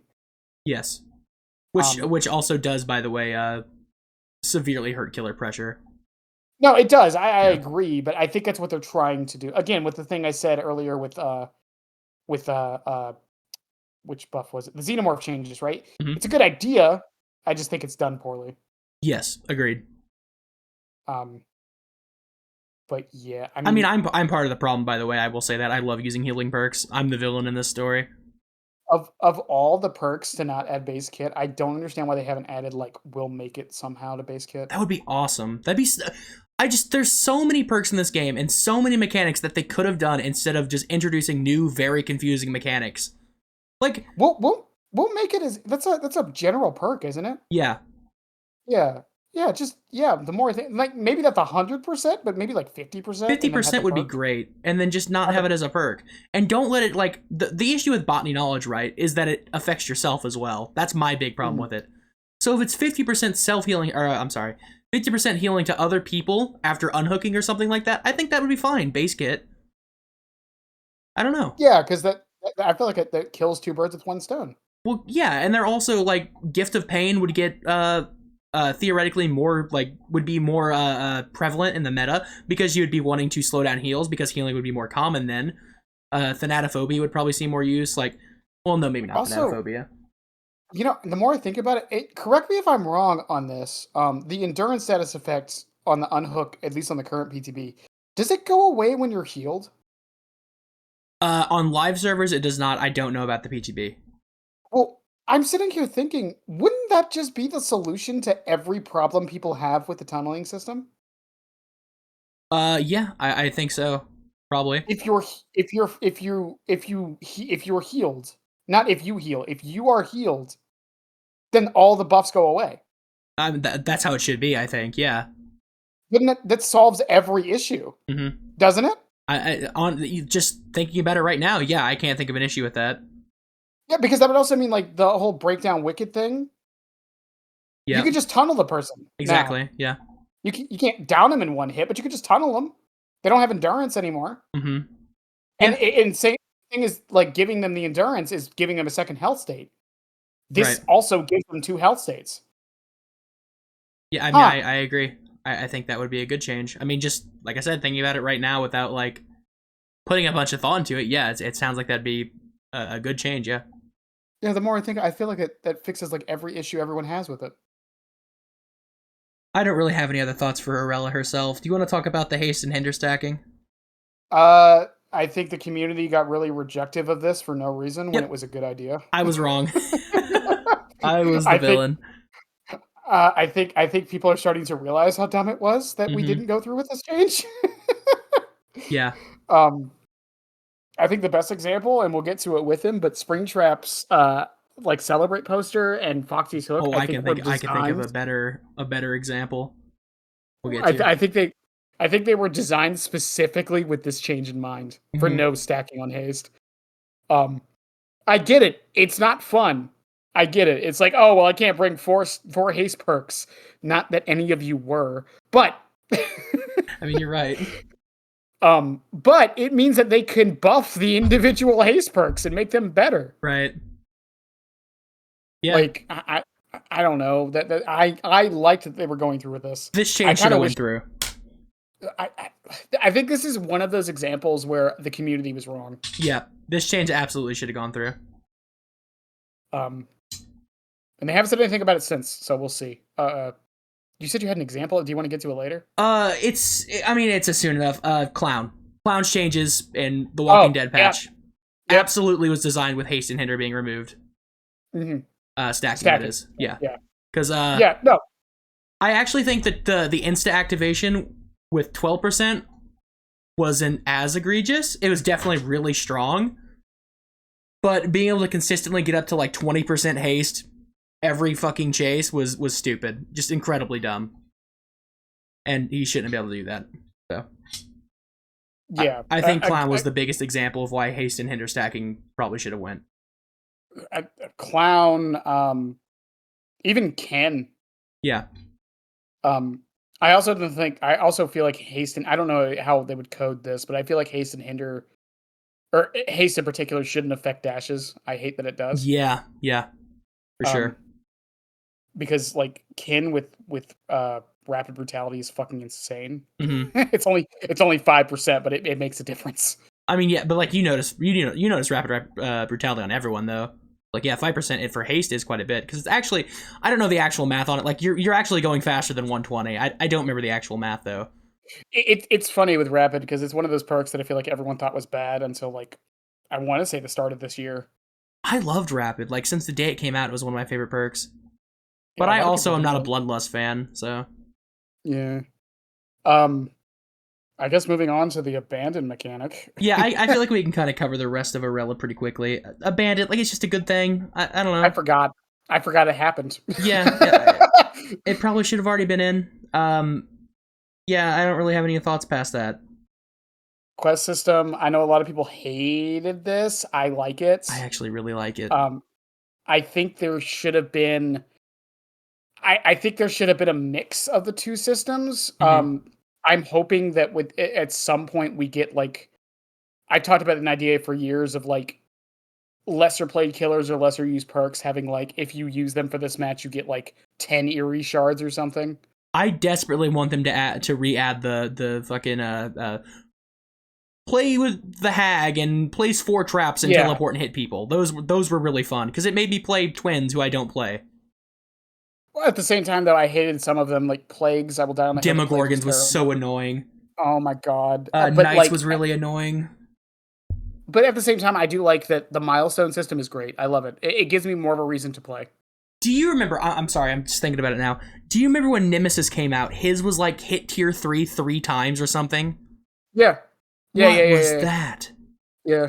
Yeah, the milestone system is cool, though. Sorry, I had to talk about the Nemesis one for a second. But it again, the idea is there. This also brought the a lot of people don't think about this. Actually, was it this patch? They brought the new player quest system as well? No, I don't think so. I think that actually came with The Walking Dead. Okay, well, regardless, I mean, that idea is also cool. Yeah, and they need to keep doing that. Yeah, because like people complain the tutorial's bad. That's like an uninherited tutorial. Yeah, I think or not an uninherited, but like an unofficial, it's like maybe. It's an indirect tutorial. Yeah, I mean, just anything to make the game understandable for new players. Yeah, I think that's a cool thing. Again, I think this is another example of them trying to future-proof things or make the game better later. It might suck now. The biggest problem people had with the quest system was how it affected the battle pass.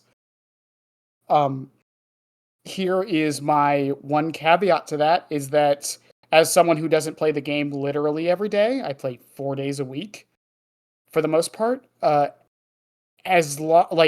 If you take like 2 weeks off and play the game, you will zoom through these fucking quests and like get to like level 30 of the battle pass in like an hour.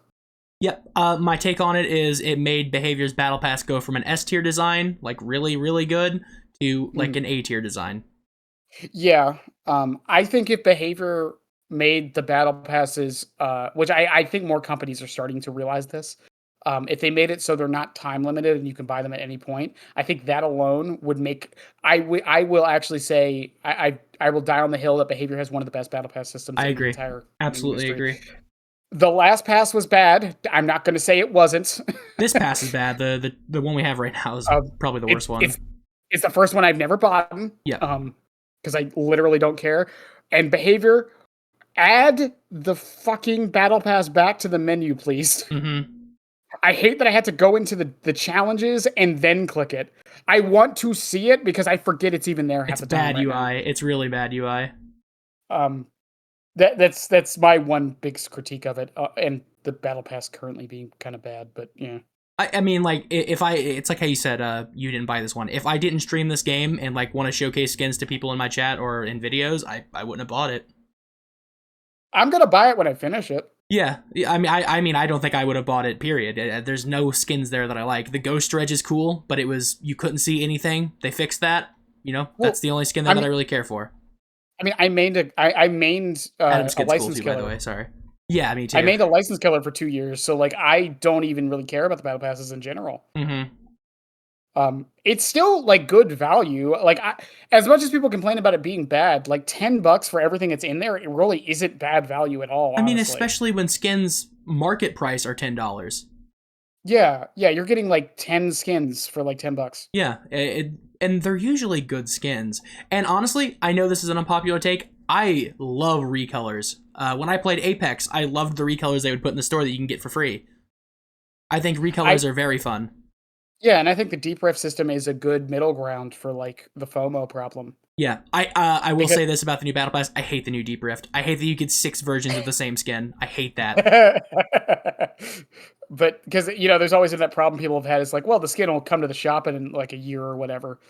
And then it kind of makes the people who bought the battle pass and whatever kind of feel bad. Yeah. But like the deep rift system was a solution to that. Now you have recolors that they can't buy. And I think the deep rift looks good usually. I really liked the blue they had for a while. Yeah, I'm glad they're switching it up a little bit though. Mm-hmm.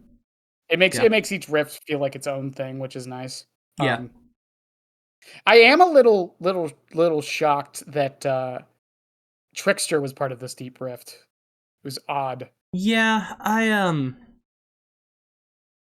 don't think this is probably the worst pass they've done.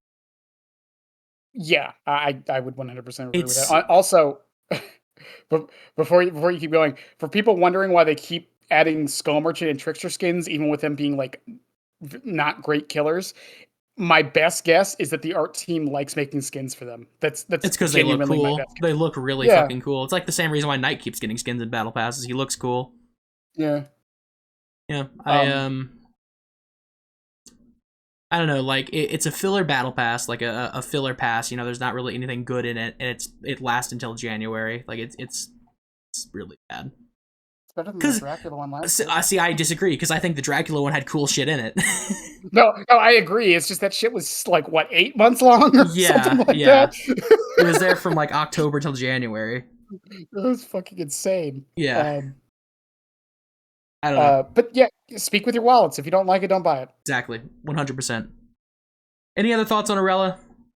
No, not really. I mean, you put bugged a ton of killers on here, but I feel like that's a massive thing to talk about. Yeah, I don't know. Like, a bunch of killers got bugged. They're still not fixed. I'm so sorry to Dracula players, but I mean, I don't really feel like we need to talk about that. It's Dead by Daylight. Yeah. I feel like it's been 10 years. If we haven't accepted this at this point, that's our fault, not even Behaviors at all. Mm-hmm. Like, should they make a better product? Yeah, but we should also spend our money on a better product, right? Right. Wow, that was passive aggressive. I didn't mean that to be passive aggressive. Moving on. Yeah. I mentioned it briefly earlier, but I think this was the biggest winner of the year, and I think this was the what would it be? The peak? Like if you're going up in a story, the peak. Yeah, this is like the peak of the year. The FNAF patch? Yeah. I think this was the best thing of the whole year. Really? Oh yeah. The only thing I think is bad is the botany. Yeah. Well, let's talk about it. What do you think it's not? Well, I mean, a lot of people think this was one of the worst patches of the year. No, I love this patch. I even love the horrible fucking map that came with it. Yeah, that's part of the reason people don't like this. Okay, I'm gonna say the community sentiment I saw around this patch, and then say my own thoughts. But people didn't like the map because they thought it wasn't enough of Freddy Fazbear's, and the map was just a reskin of Greenville, which technically it was. Yeah. People don't like that Springtrap doesn't feel like Springtrap. Um, People didn't like the perks because two of them are really bad. One of them is niche. I actually disagree. And I think Help Wanted is a good perk. I think it's good in combination with Yeah. another perk, and I think that's why people don't like it. Yeah. Sorry for cutting you off. No, you're good. You're good. But the healing, a lot of people didn't like the healing changes they did with this patch either. Mm-hmm. I think that is the most valid critique. But again, like I said earlier, I think they did that on purpose so new players could actually reset. Yeah. I think it was the big reason they did it. And as for like map offerings, I mean, like I like that they did it. I personally don't like how they did it. Mm-hmm. Because they went from being used every match to now being just a waste of space. Yep. They need to just they need to get rid of them or rework them again. Like I was like I had a stream where I was using I think I was using a Midwich one, and after 10 matches I didn't get Midwich once. I remember using Haddonfield offerings to try and get my Springtrap Adept on console, and I never got it a single time. Yeah, it's like they went from being used every match. And it was funny it's funny too because you could tell who didn't read the patch notes and who did. Because people would still be people would still nice be eerie offering, pal. And the funny thing is, I don't know if it was this patch or the next one. I think it was the Walking Dead patch where they did it. When did they start doing map weighting? So I think they've always been doing it. The issue is we just kind of noticed it recently. They introduced the map exclusive queue that they've only done one time with Freddy Fazbear's. Yeah. It's because they've only added one map. They added Fallen Refuge. They just said, fuck it, we're not doing it. No, we'll get to Fallen Refuge. I cannot wait to talk about that fucking map. That is a fucking can of worms with what you just said. Yeah. Holy shit, I have never seen more confused people, including the devs. Yeah, that was so weird. But no, going back to Springtrap, I mean, Springtrap himself, this is probably the most wanted character ever. Yep. In Dead by Daylight's history. You can have your opinions and thoughts on how controversial it is. You can have your opinions and thoughts on Scott, on the FNAF franchise as a whole, as the community, etc., etc. This was the most wanted chapter in the entire game. We waited for this after the reveal for an entire year. And to the people that were disappointed by it, I kind of get it. I don't agree, but I get it. Mm-hmm. Because I think if people had it their way with what his power would have been, he would have been one of the worst killers in the entire game, even though some people think he is anyways. I think that's a crazy take. It's just, I don't, like, yes, the axe isn't in his quote-unquote lore, even though it's in the books and in a lot of fan animations, and Scott approved it. Yeah. Like, I get that, and like the whole stealth aspect. I mean, Behavior said they don't really like stealth anyways. They said that on the FNAF stream, by the way. Mm-hmm. They said that they didn't want to make him a stealth character, and they specifically, maybe I'm paraphrasing, but the lead killer designer said they have been moving away from stealth gameplay for a while. I remember when they said that, yeah. On both sides. Yeah, I remember that. And as far as the door and camera system, I mean, the reason they did the door and camera system, from what I understand, is because they knew they weren't adding a survivor. Mm-hmm. So they wanted something new for Survivor. Exactly. Yeah. Like, I don't know. I think they did a very good job with it. And same with the map. The map is fucking gorgeous. So I can give you my thoughts on this as someone who did not start getting into Five Nights at Freddy's at all until like 2 weeks ago. Mm-hmm. First off, the map, it goes without saying, it's a very good Survivor map. I don't care, though, because it's extremely fucking cool looking. Yeah. And I don't think it's Survivor sided to the point where it's unplayable. I think it's one of No, those no. survivor-sided maps that are like, it's very clear it's survivor-sided, but I think you can play it. It's not like Garden of Joy. I think honestly, if they just remove a couple pallets and like the stage area, if The they get Foxy's rid of window, one of that one needs to go. yeah, yeah, if they either get rid of that window or remove one of the pallets that can spawn in front of it by the gym, I think the map is perfect. Yeah. Yeah, I think it's a really cool map.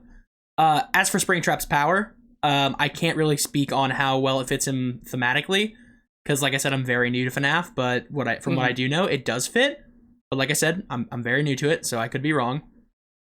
He's never really used one in the games, Yeah. but that's not the best metric to go off of.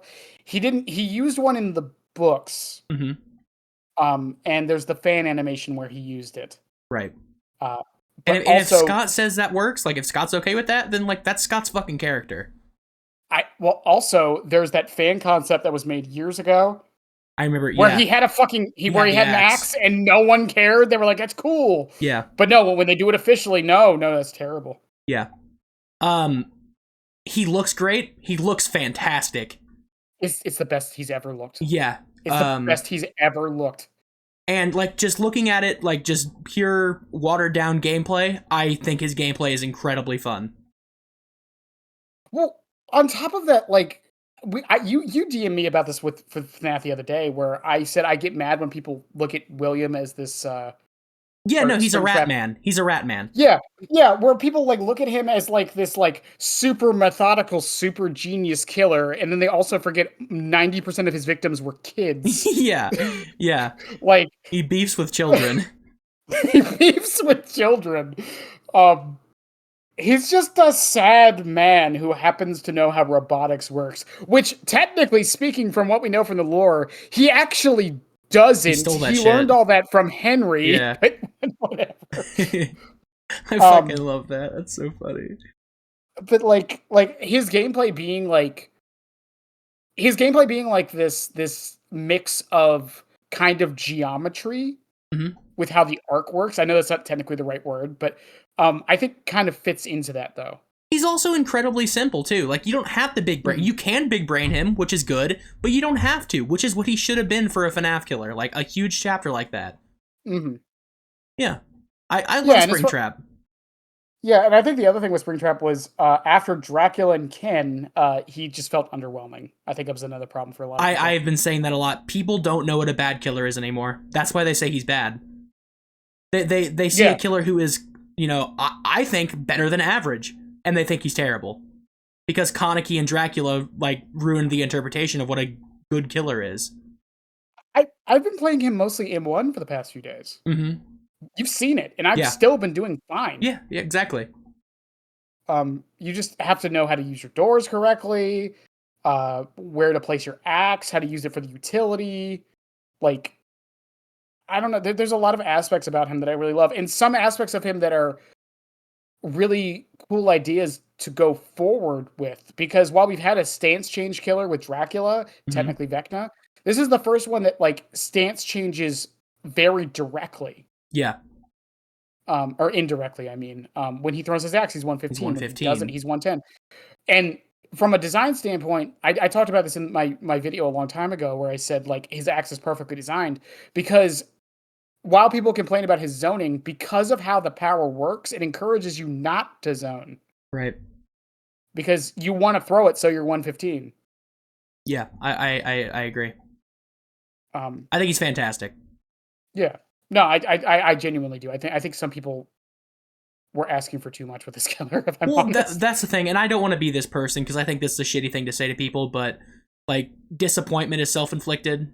You know, like you hyped yourself up, and like I said, I don't want to be that person. I think that's really shitty to say, but like they never would have met the expectations. It was, and like you could partially blame behavior for this. They hyped it up for too long. I really do think that a full year of hyping a character is way too long. I agree. I don't think that was behavior's call though. Probably not. No. Someone dug it up. I would have to find it again. If someone can correct me if it doesn't actually exist. From what we know, Scott actually didn't agree to it till the day they announced it. Oh wow! So they had to rush that shit out, so Scott can't be like, never mind. That is a Scott Cawthon move, by the way. Yeah, from what we understand, he called them that day of the, because that was the FNAF anniversary. Right. He called them that day and told them they could have him. Wow. That's crazy. Yeah. Which, the more I think about it, explains some other things that happened this year. Ooh, let me know. Let me hear your theories. Well, because if that happened, that means, because they usually plan things out 2 years in advance. Mm-hmm. The Walking Dead patch got pushed back a few weeks. Yeah. And they had to make a whole map for FNAF. And a whole, like, teleporting system and a camera system. Yeah. So Walking Dead got, like, no work is your theory. I didn't even think about that till just now. Yeah, maybe. It's tinfoil hat, but, you know? Yeah. Yeah, I mean, maybe. Like, because they do have licenses, like, that shit is loaded in the chamber for a long time. Mm-hmm. Except for, the only exceptions I know of are, Freddy. Again, Springtrap and Freddy. They're the only two exceptions I'm aware of. Yeah. Yeah. Freddy's still such a funny story. Dude, it's so disappointing. It's so funny to me. I'm just sitting there imagining they're sitting there in their fucking offices and some guy from New Line comes in and just, like, throws some papers on the ground and is just like, make this, and then walks out the door. Dude, I like, looking back on it, like, I understand why they took Freddy, because they didn't know how far this game was gonna go. I really wish they didn't take him, because they would have eventually got him. You know what I mean? Like, they would have eventually got him, and maybe we could have had Robert Englund voice lines, and like I love Jackie Earle Haley Freddy. I think Jackie Earle Haley does great in that role. It's not a good movie, but I think he does the best he can do with what he has. But I think he's the best thing about that movie. Yeah, oh yeah, but he's not Freddy Krueger. You know what I mean? Yeah. Like, it's a shame. Yeah, I need to send you the behind the scenes docs from that. It's really funny to hear Haley talk about, like, how he got into the role. He said there's one thing where he was like, yeah, they gave me the glove to take home, and I would, like, walk around my house with it and, like, scare my cats. And I'm like, dude, this is Freddy. I love this guy. Like, yeah, there's two good things in that movie. It's Jackie Earle Haley and Kyle Gallner, who is Quentin, and then they both got out of the DbD. Mm-hmm. Yeah. Poor thing about Nancy's actor. Yeah, I know. Mm-hmm. Any what else we want to talk? Oh, let's talk about the perks. Haywire. This perk should just be base kit. I believe they said this is getting a rework at some point. They did. Yeah. It also didn't work when it came to live, by the way. Yeah. Like I don't even mean like it was bad. It literally didn't work when it came to live for like 2 weeks. I love Dead by Daylight. And no one knew, because how would you know? It's bad. It's a bad perk. I was thinking about making a video about this at one point, but I think it is obscene.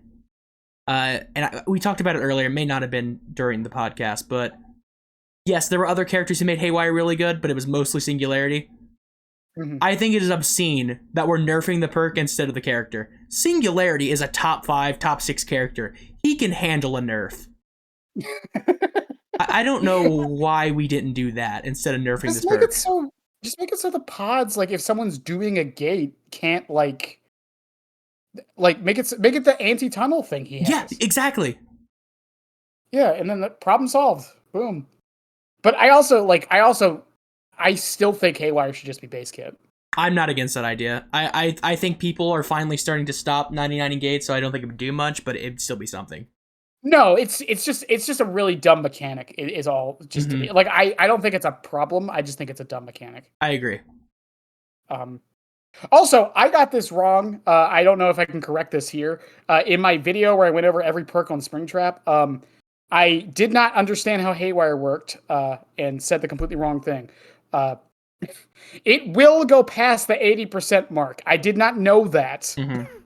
Because again, how would I? So yeah. I think I've used this perk 5 times, and it was when I was doing my Adept Springtrap. I used it 1 time for an in-game Freddy build. That's it, though. I've used it plenty of times. It's just one of the, you don't see it work most of the time. Yeah, it's a bad perk. It needs a different effect. It just happens in the background. Just take my Remember Me rework idea. Just do that. Where when they first start the exit gate, your terror radius spawns in the exit gate for like a minute like that. or That's something. A cool idea. That's what I wanted Remember Me to be. Gives you undetectable. Yeah, it Yeah, gives that's a you cool idea. undetectable and your terror radius spawns on the exit gate for like a minute or something. I think that's a really cool idea. I like that a lot. Um, You're gonna move on to Help Wanted. yeah, because I think the other one's the better Yep. perk. But Help Wanted's fine. Again, like when it's comboed with machine learning, which I think is what they wanted. Uh, because they nerfed, quote unquote, nerfed machine learning this patch too. Mm-hmm. Because I think they're trying to make the compromising gen perks more of its own thing. I think machine learning is still really, really strong, and people just don't use it. No, I think it is too, but I think the reason they lowered the number was because they want all the compromised gem Yeah, perks to they have the wanted more same. synergy. I understand what you Yeah, meant. Yeah. yeah. Because I think we haven't seen one since Help Wanted, but I have a feeling we're going to next year. I hope so, because I think we need more new types of perks. And I actually think compromise perks are really interesting. Yeah, and again, it's just like a mini Stabiffle, when a gen completes that you kicked. Mm-hmm. I had a Like, match on Dredge where I used Help Wanted, Stabiffle, and Machine Learning. It would have been a world record game if I didn't stand there nodding at somebody for 30 seconds. Like, it would have put me on the leaderboard. Your hubris, it got to you. yeah.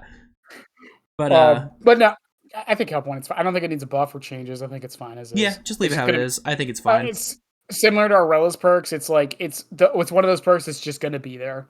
You'll see it occasionally, be like, oh, that's neat. Yeah, That's something about this just came to my mind. Compromise perks. I don't think survivors should see the generator have the compromised effect over it. I still forget they do. Yeah, I'm pretty sure it's a bug. You'll just randomly see it after, like, the killer will kick it. I think if the killer kicks it in your face, you should see it. But there's a bug where you'll just see it anyways. Yeah, I don't know.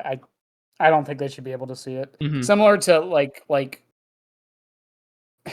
I don't know. It's similar to, like, we'll get to it later with Krisu, but it's like Overture of Doom. Yeah. That perk has so many problems, and one of them is that the survivors know you have it. Yeah, I agree. But the best perk of the entire patch, One of the in my most opinion, underrated perks in the game, I think. Phantom Fear. This perk's a huge winner, I think. This perk is one of the best camping perks in the game because it doesn't work on hook survivors. It has so many synergies with two killers in particular, Ghostface and more so Chucky. This is the first perk in almost since Chucky's release that works basically only on him. That's like, crazy. to the degree it does. It's the first perk he's been able to, like, realistically use other than, like, Jagged Compass. Which is insane. Maybe Forever Entwined, I guess. But the one problem this perk has is the cooldown. Cooldown's a little long. I think they could buff the cooldown, make it a little lower. But in general, this perk is great on killers with big terror radiuses and mobility. It's good on stealth killers. It's good on it's good for getting rats out. It's good for camping. It's not good if you have a hat and a glove. It's actively terrible. It only works on awake survivors for Freddy, doesn't it? Yeah, I mean, like, it's a niche little, like, use case. If you're really trying to get people asleep, it's a niche little thing you can do, but it's not very good. And the change they did to Bonnie's guitar strings, where it gets rid of your undetectable when you come out of a door for Springtrap, made it so he actually can use this perk. Yeah. It's I love this perk. This is one of my favorite perks they've released throughout the year, apart from Forever Entwined. Every time I use it, I'm reminded of how good it is. There was a situation I had on Coldwind. I had two people on hooks right next to each other in game, and I had Phantom Fear. I could literally just sit there. Like, and the moment they're within 24 meters, I know. Yeah. Oh, they have to look at you. What are they going to do? Look at the ground while they're walking up to the hook? Right. Yeah. Like, this perk is so good. And I'm kind of mad. We tested it. I'm kind of mad they got rid of its interaction with Hardened. Yeah. That was such a funny oversight. They got rid of it. Can you remind me what was the... So on the PTB, I don't know when they changed it, but on the PTB, if you had Hardened, Phantom Fear wouldn't go on cooldown, and the survivor would just get permanent aura reading on you. Oh, nice. Which I think was great, because Hardened is kind of bad, so, like, I thought it was fine. Yeah, make Hardened an actual perk. Yeah. Oh, man. But no notes. Just lower the cooldown. I think it's fine. I don't really feel like we need to talk about anything else from this patch. Going next prevention, maybe. Good thing. You know. AFK crows was actually a big thing. Have they even been re-implemented? I know they were turned off for a bit. No, they're still there. Okay. But what I will say is be careful what you wish for, because this was also the patch where survivors spawned together, isn't it? Yeah, that's where they changed that. Yes. Be careful what you wish for, because I think those two changes made survivors better. I agree, because people would stop, going and doing chest and shit. I don't think it buffed survivors. That's not what I'm saying. It made them play better. Takes my words out of context. I think it made survivors realize splitting up on gens is better. Because I have noticed more people split up at the beginning of the match now. Yeah. Because I think what was happening before is when everyone was like separated out, they would go and try to find their teammates. Yes. So they're like, okay, this is where my teammate is. I know where they are now. Now that you spawn together, you know where your teammates are, so you can split up. Yeah. I think for sure you are right about that. Absolutely. And then AFK crows, again, it just means people won't rat anymore. Because they are actively punished for it, yeah. And I just, yeah. I think, yeah. It's a good, sorry? It's a good change. It's a good change. It's just, yeah. It did make the game harder for Killer. Because, yeah, you are right. Like, people, like, subconsciously started playing better, like, smarter. Yeah, same with the Go Next prevention. Yeah, I think the Go Next prevention was, I think the Go Next prevention really kind of showed how unbalanced the game could be. Because the game was kind of balanced around someone going next immediately because they were pissed off. Yeah, no, for sure. And it really showed that, like, when survivors are forced to play the game, that, like, Killer can be put in a really rough spot. Yeah. Which is funny. It's a fucking scary prospect, though. Like, imagine if they never implemented that. Like, how much longer would it have been before people started realizing that Survivor's actually really strong? I think people already knew. Yeah. Maybe, yeah, I don't know. Then again, we're just seeing DCs now, so... True. The classics. The amount of people I have DC, like, first chase on Springtrap... In real life makes me mad. On Springtrap. Yeah. They DC first chase. Like, what? On Larry's. It happened on Larry's to me the other day. In real life angers me when people rage quit now. I had a match. You've seen my streams. I don't crash out that much. Mm-hmm. The most recent crash out I had was a match I won. Yeah, no, that's a common thing for me too. The reason I crashed out was because the reason I won was because I hooked someone in-game on RPD, blocked the doorway, and the only way in was the window. And I got a 3K because when they unhooked the person, I took the trade, hooked them, and then the other person ran for the other exit gate, not the one right next to him. And I got a 3K off of it. So he made a bad play and you won because of it. I genuinely got mad. Yeah. Because stuff like that makes me, like, when people talk about kill rates and whatever, I'm like, do they really mean anything when stuff like that is common? Right. Like, when this is how people are playing, does it really mean anything at all? Yeah, it makes me mad. Yep. Do you want to move on to the best patch of all time? Yeah. Jim! Right. Jim! Patch 9.1.0, The Walking Dead. This added Michonne and Rick Grimes, their 6 perks, and the greatest... Oh, also reworked maps keys, and added the fog vials. Couldn't tell you the last time I saw one of those. And also added the greatest map of all time, The Fallen Refuge. So we talked about it a minute ago. Before we get into this, by the way, I do want to say the whole gym badge controversy, I cannot believe it was a controversy.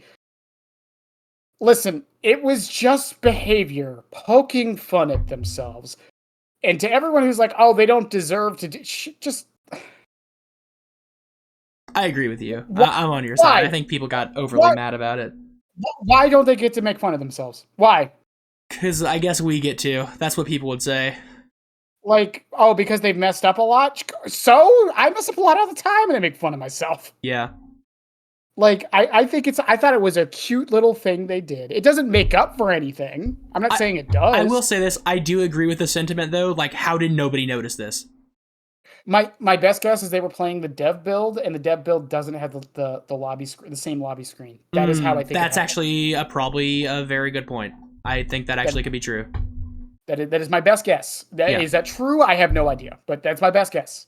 That is actually a really good point.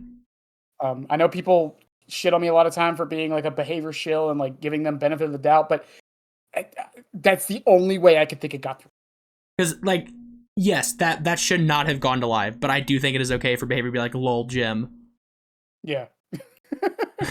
Well, fucking, like, Splitgate 2, their beta came out, and, like, the servers were having issues, and, like, there was a lot of balancing that was off. So when the game went to live, they gave everyone that played in the beta a little poop charm. Mm. And on the thing, it says, "Thanks for joining the beta. We know it was shit." Yeah, exactly.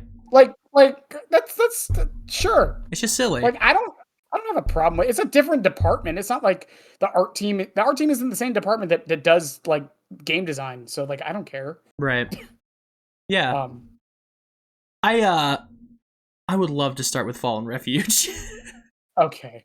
So Fallen Refuge, the map that's not a map that is a map that somehow isn't actually a map, that has a main building that is also just another tile that is also shack. Yes, Fallen Refuge. Also, it has a filter that they're adding to Autohaven? Yeah. Right? Dude, have you seen it on Freddy? It's like you have Girardi vision from TF2. Oh, God. It's like... Okay. I am fine with Fallen Refuge. Mm.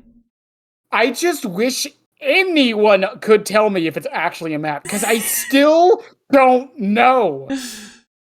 Love it so I much. still don't know. Is it a map? I guess. Or is it like a variation of a map? Like, I don't know. It's terrible. It is like, so bad. I also don't know. I know the community gets a little up in arms with this kind of stuff, but like, is it survivor side or the killer side? Because I don't know either. I think Fallen Refuge is I think it's a killer map. A bad really? Killer. I think so. I hate it. There's nothing on it. There's shack. There's like double pallets everywhere. Yeah, but that's just a Greenville tile. Yeah, but to be fair, you know what? I could be biased here. Freddy fucking destroys double pallets. Okay, fair enough. So they don't really do anything against me. Fair enough. Yeah. But no, there's 2 shacks on that map. Yeah. Yeah, technically the door fucking thing is a shack. Big shack, little shack.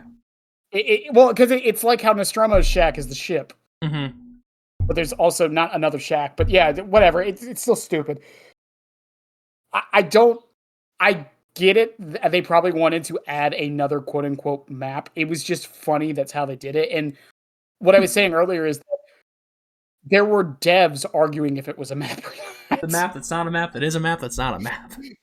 Some of them were saying it was. Some of them saying it wasn't. Some of them were saying that it's being added to the game. Some saying it was just a tile being added.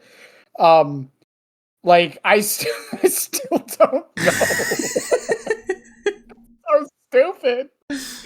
I remember the first thing they told us was it was a tile that would only spawn in if there was a Walking Dead character. Yeah, yeah. What do you mean? That's a cool idea, though. I kind of like that, but like only on Greenville or like every map? Can you imagine that tile just spawning on like Borgo or something, just completely out of place? Because it'd be like, you know how Dracula gets like the castle. The castle, map? yeah. Like, yeah. Also, apparently that's why he wasn't on the PTB when Springtrap came out. By the way. Really? Yeah, they didn't get approval yet to have his castle on the FNAF map. Huh. They had to get approval from both Konami and Scott. Fucking Scott, bro. But no, just Fallen Refuge. No, you can't have the Dracula castle. Sorry. I think it was probably more Konami just taking forever to get back. I'm kind of positive it was. But it's just so fucking funny that Fallen Refuge. Just like, this is one of the most controversial maps they've ever added to the game, and we don't even know if it's a map. So like, it's so dumb. I have no other words. The filters look stupid. The tiles are dumb. It's just ugly. It's ugly. Like, oh, but it feels like old Dead by Daylight. Yeah, exactly. It's ugly. I love it. Oh my I love it because it's so shit. It's like an ugly dog. You know, I can't help but love it. Like, I don't get mad when I get it. I don't either. I don't either. I just laugh. My favorite tile. You want to talk about the other stuff, or do you want to talk about Michonne and Rick? Let's talk about the new content. Then we can move to the very few good things and the very massive bad things. Yeah. So let's talk about the survivors. Rick looks terrible. He looks like a goblin man. He looks like a goblin. Michonne looks really good though. So the voice acting's not great. The screams are actually comical. I need to put this up front. Are you a Walking Dead fan? Because I'm not. I watched till season 4, and then I lost interest. I watched the first 2 episodes, and I never did again. I played the game. I never played the games. Fucking Clementine will remember that. Yeah, I never played the games. There should have been, I swear, there's so many missed opportunities with like little Easter eggs DbDs could add. They should have had, maybe it is on one of the perks, but there should be a thing on the perk that says Clementine will remember that, because that was hilarious. Like the 8-bit chicken on Dracula, like that was funny. Oh, is that a reference? I didn't know that. Yeah, it's you can find chicken in the walls in the Castlevania games, and they heal you. Oh, nice. I like that. Yeah. So let's see. The perks, Come and Get Me, Apocalyptic Ingenuity, Teamwork, Toughen Up. This is all for Rick. You said you like Come and Get Me earlier. I like the idea of Come and Get Me. Mm-hmm. I don't think it needs any changes. The idea of like an aggro perk is cool. The problem with it is this is a PvP game against real people, and aggro perks or aggro abilities don't really work unless they literally force something. Yeah, I feel like most people are going to be like, okay, well, I'm not going to go for that guy. Yeah, exactly. It's like when someone teabags you. Sorry. Yeah, it's like when someone teabags you. Yeah, it's like, I mean, yeah, they're tilted, maybe. But like, yeah, like if I'm pissed off, I'm like, oh, you motherfucker. But like in general, like they're going to be like, what was that? Look over and then look back and keep chasing the person they already know where they are. Like, it is a cool idea. It is a cool idea, though, so like I can't really hate it too much. Apocalyptic Ingenuity is cool idea. Activation condition is too high, I think. It should just be like, what if it was just after you're hooked? I think you should just be able to rebuild one party palette, because the party palettes fucking suck. Just let me rebuild one. What if it was just one chest? You think that would be enough? Yeah, I mean, yeah, that's fine. Again, like I don't think the party palettes are strong enough to justify how bad this perk is. No, I agree. Also, the killer knows it's a party palette, by the way. It got a big fucking X on it. I mean, that's also, object permanence is also a thing. Yeah, like, I broke Shack palette. Why is it back? That's my favorite. I swear, behavior, you guys have to add a fucking perk called object permanence. It would be the greatest thing ever. I would love you for all time. It's like Freddy's Dream Palette's like, Shack Palette's mysteriously back. Maybe I won't go there. I promise it's a real palette, man. It's a cool perk. I'm glad they finally added that. People have been wanting this perk for years. It's just the activation condition. How often do you see it? Never. I've never seen it since release. I didn't even see it on release. I couldn't tell you the last time I've seen it. Again, I still like it though. I think it'd be pretty fun to use probably with Smash Hit. Not good because the activation condition's too much, but it'd probably be pretty fun. As like a nice gamble play, because if it does work out, that's huge. Yeah, and also on top of that, like I said this before, if you use Smash Hit once, the killer is respecting every palette. Yeah, true. True. But no, like I think if they lower the activation condition, like what if they just hear me out. What if they just take Conviction's activation condition and swap it with Apocalyptic Ingenuity? They should fucking remove Conviction from the game, but we'll get to that. What does this last perk even do? Teamwork, Toughen Up. Is it the endurance one? I can look it up if you want to fill for time.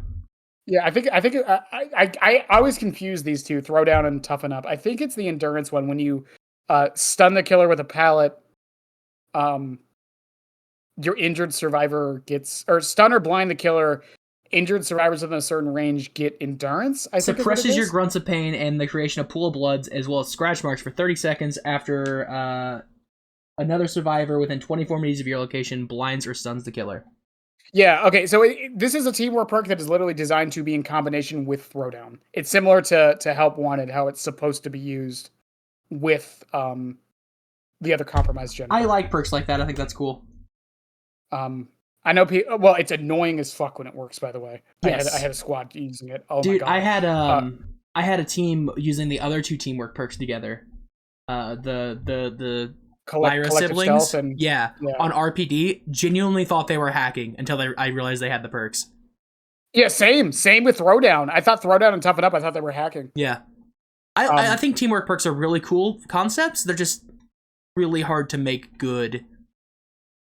Which I do think the good. Lyra sibling ones, I do think those are good perks. It's just nobody uses them. Yeah, I have Collective Stealth in my autodidact build. Mm-hmm. Oh So, yeah, fair. Yeah, autodidact, Deadline, and Solidarity. I love that build so much. I Um, should try that collective stealth on it. What do I use? I don't remember what I use with that. Maybe empathy, but that's a really cool idea. Actually, I should try that.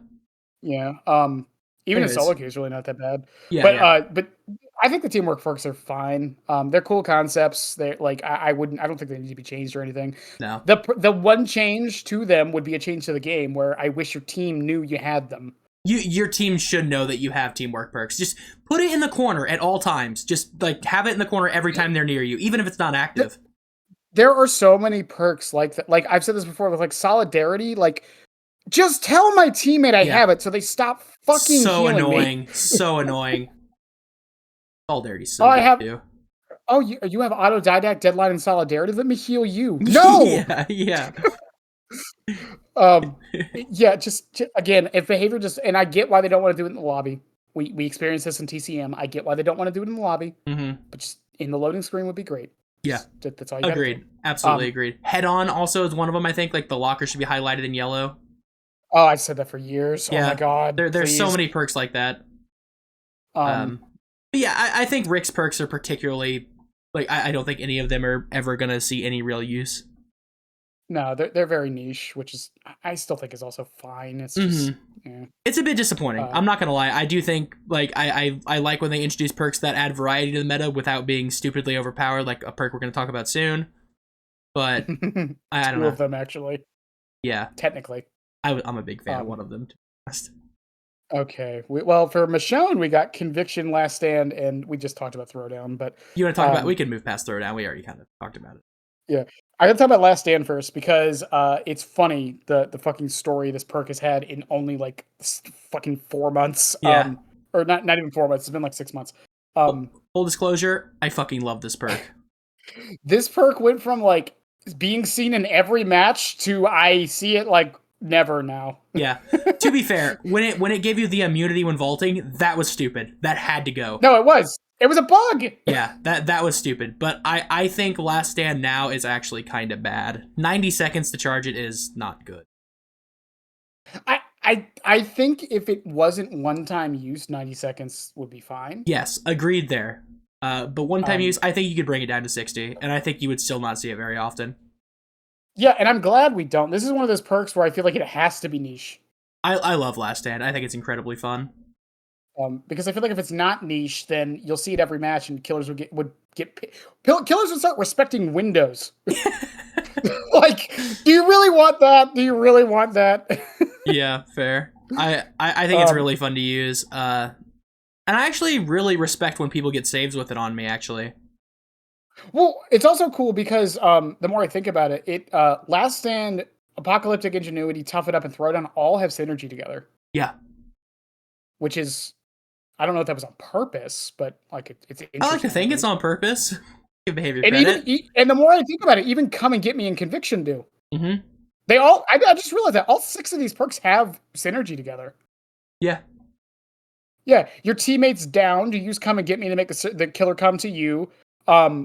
Try and make the killer come to you. They just look at it and go, "What the fuck is that?" and move on with their day. I'm sorry. Come and get. So you use Come and Get Me. The killer comes to get you. They down you next to either a pallet or a window.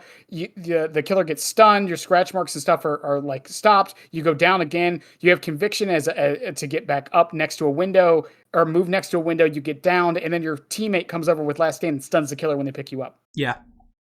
Yeah, for sure. I just realized all 6 of these perks have like not perfect synergy, but they have like a But there is synergy game there. plan. Yeah. Huh. You gonna talk about conviction? Yeah, we can talk about conviction. I I mean, it's hate getting this nerfed perk. next patch. Very, very slightly. At least it makes sense now, and it doesn't have synergy with itself. Yeah. I hate this perk. I think this is one of the worst design perks of all time. Every time I tweet about this perk, people are in my comments saying, "Oh, just don't slug."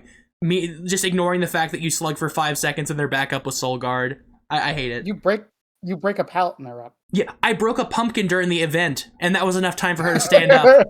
I was so mad. And there was people in the replies like, "You decided to break a pumpkin instead of picking up." Like, oh my god. Like, I don't mind the idea of this perk. I just think the numbers need to be nerfed, and it's fine. I think if it was a bit more recovery and you fell down sooner, it would probably be fine. I think if it was like 15 seconds instead of 30, it's fine. Yeah. Yeah. Plus the synergy with Soul Guard. I actually don't even mind the synergy with Soul Guard. I minded the synergy with Plot Twist quite a bit though. Does it does Vigil make the No, you still fall in 30 seconds, yeah. Okay. Yeah. The broken doesn't go away, does it? No, I don't think so. Okay. Yeah, just making sure, because if it did, there's a couple funny things you could do. But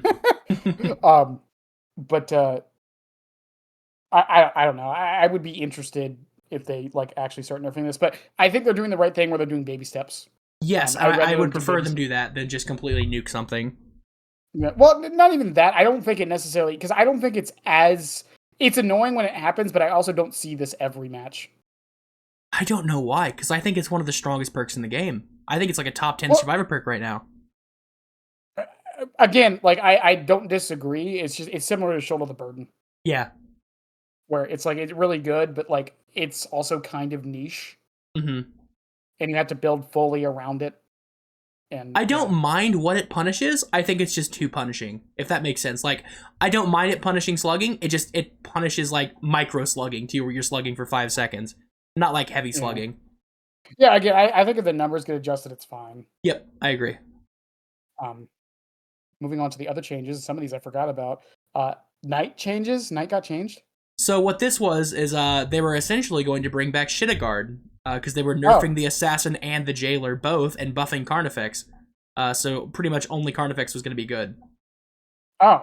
And then they were also doing the thing that ended up going to live, where you'd have better steering while putting the path down, and they made Call to Arms half base kit.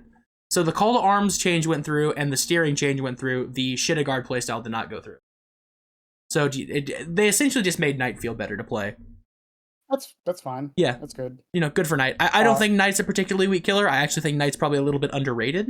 But yeah, I'm never against a killer who's like in low B tier getting buffed.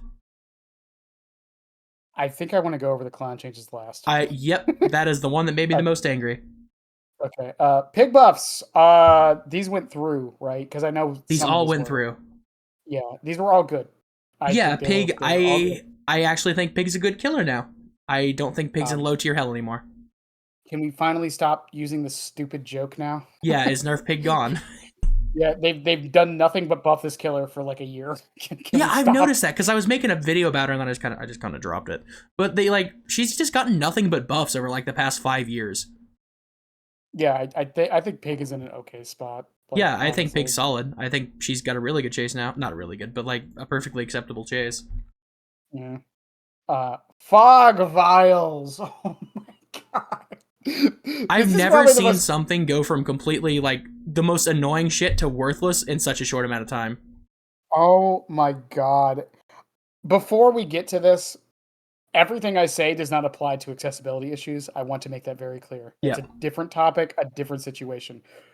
But I do think the reaction about balance of these items was kind of dumb. I agree. I don't think they were extremely strong. They were just really annoying. Exactly. And I also think a lot of people were using them wrong. I still think people use them wrong when I see them. I was actually playing against a match on Dead Dog last night, and someone was using them correctly. Oh, really?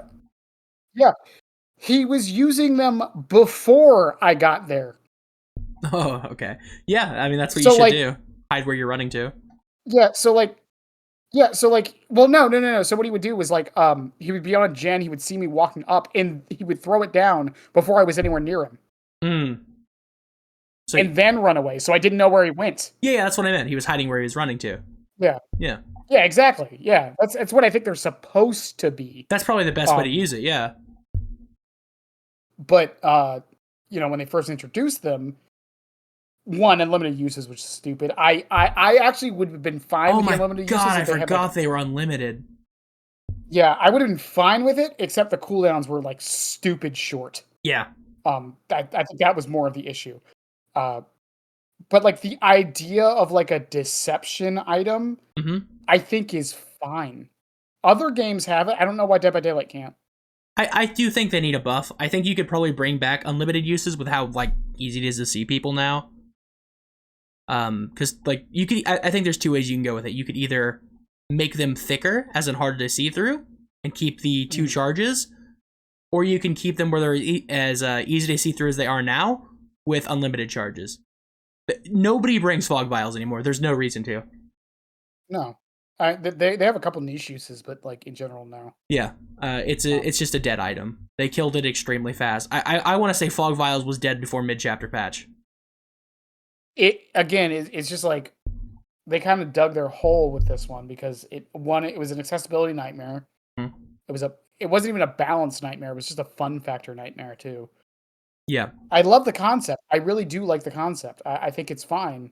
It's just they're either going to be too annoying or not. That's the problem.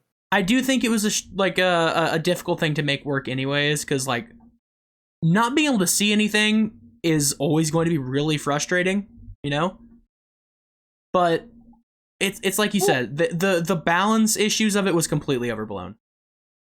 Yeah, well, because like, and I know Dead by Daylight is different from other games, but like, again, almost every game in existence has a form of this. And it's weird. And Dead by Daylight's not even like a twitchy game. A twitchy game? Like you don't need like super fast reflexes. Oh, right. Yeah, for sure. At least to do moderately well. But like, so it's not like fog vials are like messing you up completely. I don't know. I think like they should have let them cook longer before they added it. But at the same time, I think they added it because of The Walking Dead. What do you mean by that? I mean the filter on the map that's not a map, like the map that's not a map that is a map that's not a map that is a map.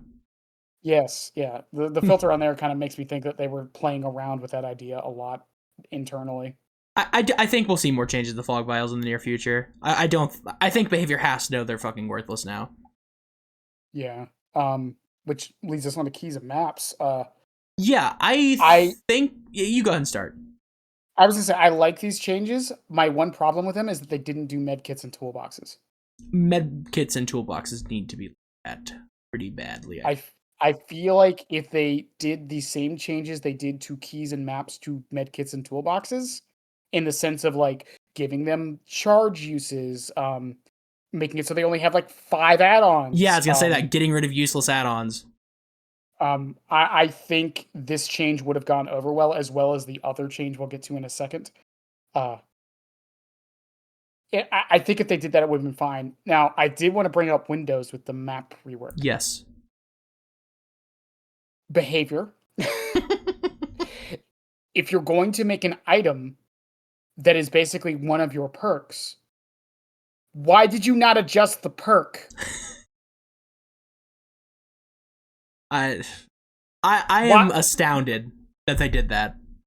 Why would you, like, I'm not even saying maps are bad, because maps, they're not. Yeah, maps are like, they're probably the third best item, I would say. But if you're going to make them do what Windows of Opportunity does, why would you leave Windows of Opportunity, the most used survivor perk in the game, the same? Why would you just leave it? Right. Like, it makes no sense to me. And like, it's not even like it's not like it's just used because it feels good. Like, it's one of the better survivor perks in the game. Yeah. Well, like I'm saying too, it's like why would you bring a map when you could just bring Windows and it does the job forever with no charges? Right. Yeah, I agree. It's so weird, and that leads into the keys. I actually don't have anything to say. I think the key change I is really great, like the key actually. changes. I really like their focus on chest. I think that's really cool. I Um, will say this about maps. I actually really liked old maps. I was kind of sad to see them go. I'm glad that the pinging thing is like inherent to them now, though. Yeah, that is cool. That is cool. It should just be a base game function, but still. Mm-hmm. I was a big fan of old Um, map zone. I do kind of miss them, but it's fine. is it you who does it, where you do a beam of light saves? Is that you? No, no, no. That sounds great though. No, it's Hero. Silence Hero does that with me. Beam of light saves. I'm gonna punch him. I swear to God. Um, but the charge system and the changes to fog vials having unlimited uses, even when they changed them back to two charges, it did lead to. I want to say this is probably the most hated change of the entire year, honestly. What's that? Uh, Franklin's demise. Ooh, in terms of perks or like overall? Just overall, I think I saw more people mad at Bro, I don't this know. than anything else. We'll get to it. Yeah, I don't think Um, anybody liked this. um, the thing is, the thing is, I don't mind this change. I'm not a Franklin's fan. I think Franklin's is really annoying. Um, well, the thing with it is, from what I understand, the reason they had to change it was because of the charges. Yes. And that's why I'm saying if they changed medkits and toolboxes and flashlights when they changed all of the other items, no one really would have cared, Mm-hmm. right? But it's the fact that toolboxes and medkits are exactly the same. That's the problem. I also want to say I do think Franklin's was incredibly strong before this change, so I think a nerf kind of was justified. I just Well, think they kind of went too far. on top of that, I feel like the other problem with the Franklin's change was like I saw so many people saying like, well, now you don't have an option against items. I have never seen any of you use Franklin's. No, they don't use Franklin's. They want to say they do. Like, and like that's my problem with it. It's like, okay, so now that it's being nerfed, now you guys are saying you use it. Like, Yeah. I just The last time people I used don't. Franklin's was when the Weave Attunement shit was going on, when everyone acted like that was an extremely strong combo and it was just kind of okay. I would wonder, and you'd have to rework some killer add-ons, obviously. If they just change Franklin's to they drop the item like when they lose a health state. Ooh, yeah, that'd be nice. Can you imagine Since it getting doesn't orbital glitch, by a Huntress and you fucking drop your item? who cares? Just pick it back up. You got orbital.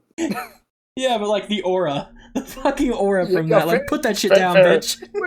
I will say I have ran Franklin's because I had to do all the adepts on Springtrap. I have ran Franklin's since this change. Let me just say, it's still funny how many survivors will go back for their items Oh, yeah. in the middle of a chase. Dude, I used to have a fucking repulsive, like, it was like a lore build. Because it just fit her so well on Pig. I would do Franklin's, and then people would have their traps active and go and grab their fucking toolbox. Like, what are you doing? Yeah, it's such a weird like psychology thing. It's so Yeah. funny. If you've stopped using Franklin since this change, go back and use it, and you will be amazed how many. I have seen like 6,000 hour survivors go back for their items. So, I don't know if you were playing at this time, but there was a weird in-between with Franklin's, from original Franklin's to the Franklin's everybody's used to from before this update, where the item would just straight up fucking, like, evaporate after it ran out of charges. And I used to do this thing where I would make them drop their items, and then I would stand on top of it with Insidious Bubba and wait for them to come grab it, and then I would down them and make them watch their fucking item evaporate. It was like my favorite thing to do for like 3 weeks. I get. I get why they changed it because of the coding and the difference with keys and maps and fog Yeah. vial charges. For sure. So like I get it. I understand why people are mad about it. I do. But at the same time, I feel like this is also another case of future-proofing things. Yep. Because I don't think toolboxes and medkits are going to stay the same as they are. And the reason why I say that also, we'll get to it later. Actually, we might not, but is because of the syringe and septic changes. Mm-hmm. Because We'll talk those about two that in another episode. I think yeah. probably when it goes live. Yeah. But yeah. Pyramid Heads changes though. Yeah, I think this is the biggest win from this patch. I think I'm pretty confident in saying that. Yeah, it's the biggest win that everyone forgot happened. Yeah, I forgot about that till I was making the layout for this. I was like, oh yeah. Yeah. Well, that's the thing because I'm moving on to Pyramid Head after Springtrap, and I was like, it's weird because like no one talked about Springtrap or Pyramid Head after like a week of these changes. Yeah. And I was like, why? These changes are like really good, and people were like, it's because it was the Walking Dead chapter, and I was like, oh, yeah, that makes sense. There was so much wrong, so much wrong. But no, the Pyramid Head changes were great. He has add-on variety now. Really he good doesn't really add-on have variety, I think. Yeah, we were talking about it last night. I don't think he has a single bad add-on now. There's some that aren't that great, but like they're all useful in some ways. And I saw people upset that he's not as good at tunneling, but like, so what? I mean, yeah, he also has that one add-on that gives him aura reading when someone uncages. He also has that add-on that shows you aura reveal whenever you hit someone with trail, like the gunk. Whenever you hit them with the M2, they're just dead then. Like they're just dead. There's also the one that shows him when he misses. Yeah. So I think Pyramid Head came out ahead. Even though his tunneling's not as good, I definitely think he came out ahead of this update. Yeah, I think Pyramid Head's gonna be fine. Mm-hmm. I think he needed this, and absolutely. I'm also tinfoil hat. They did this because of 2v8. Demogorgon next, please, for an add-on pass. gotta talk to those Netflix though. Gotta talk to Netflix. Yeah, can we please change his add-ons? And then the actual biggest winner and technically loser of this patch was Clown. Dude, when you were saying Franklin's the most hated thing, this is what I think is the most hated thing from the year. Oh my god, the Clown changes.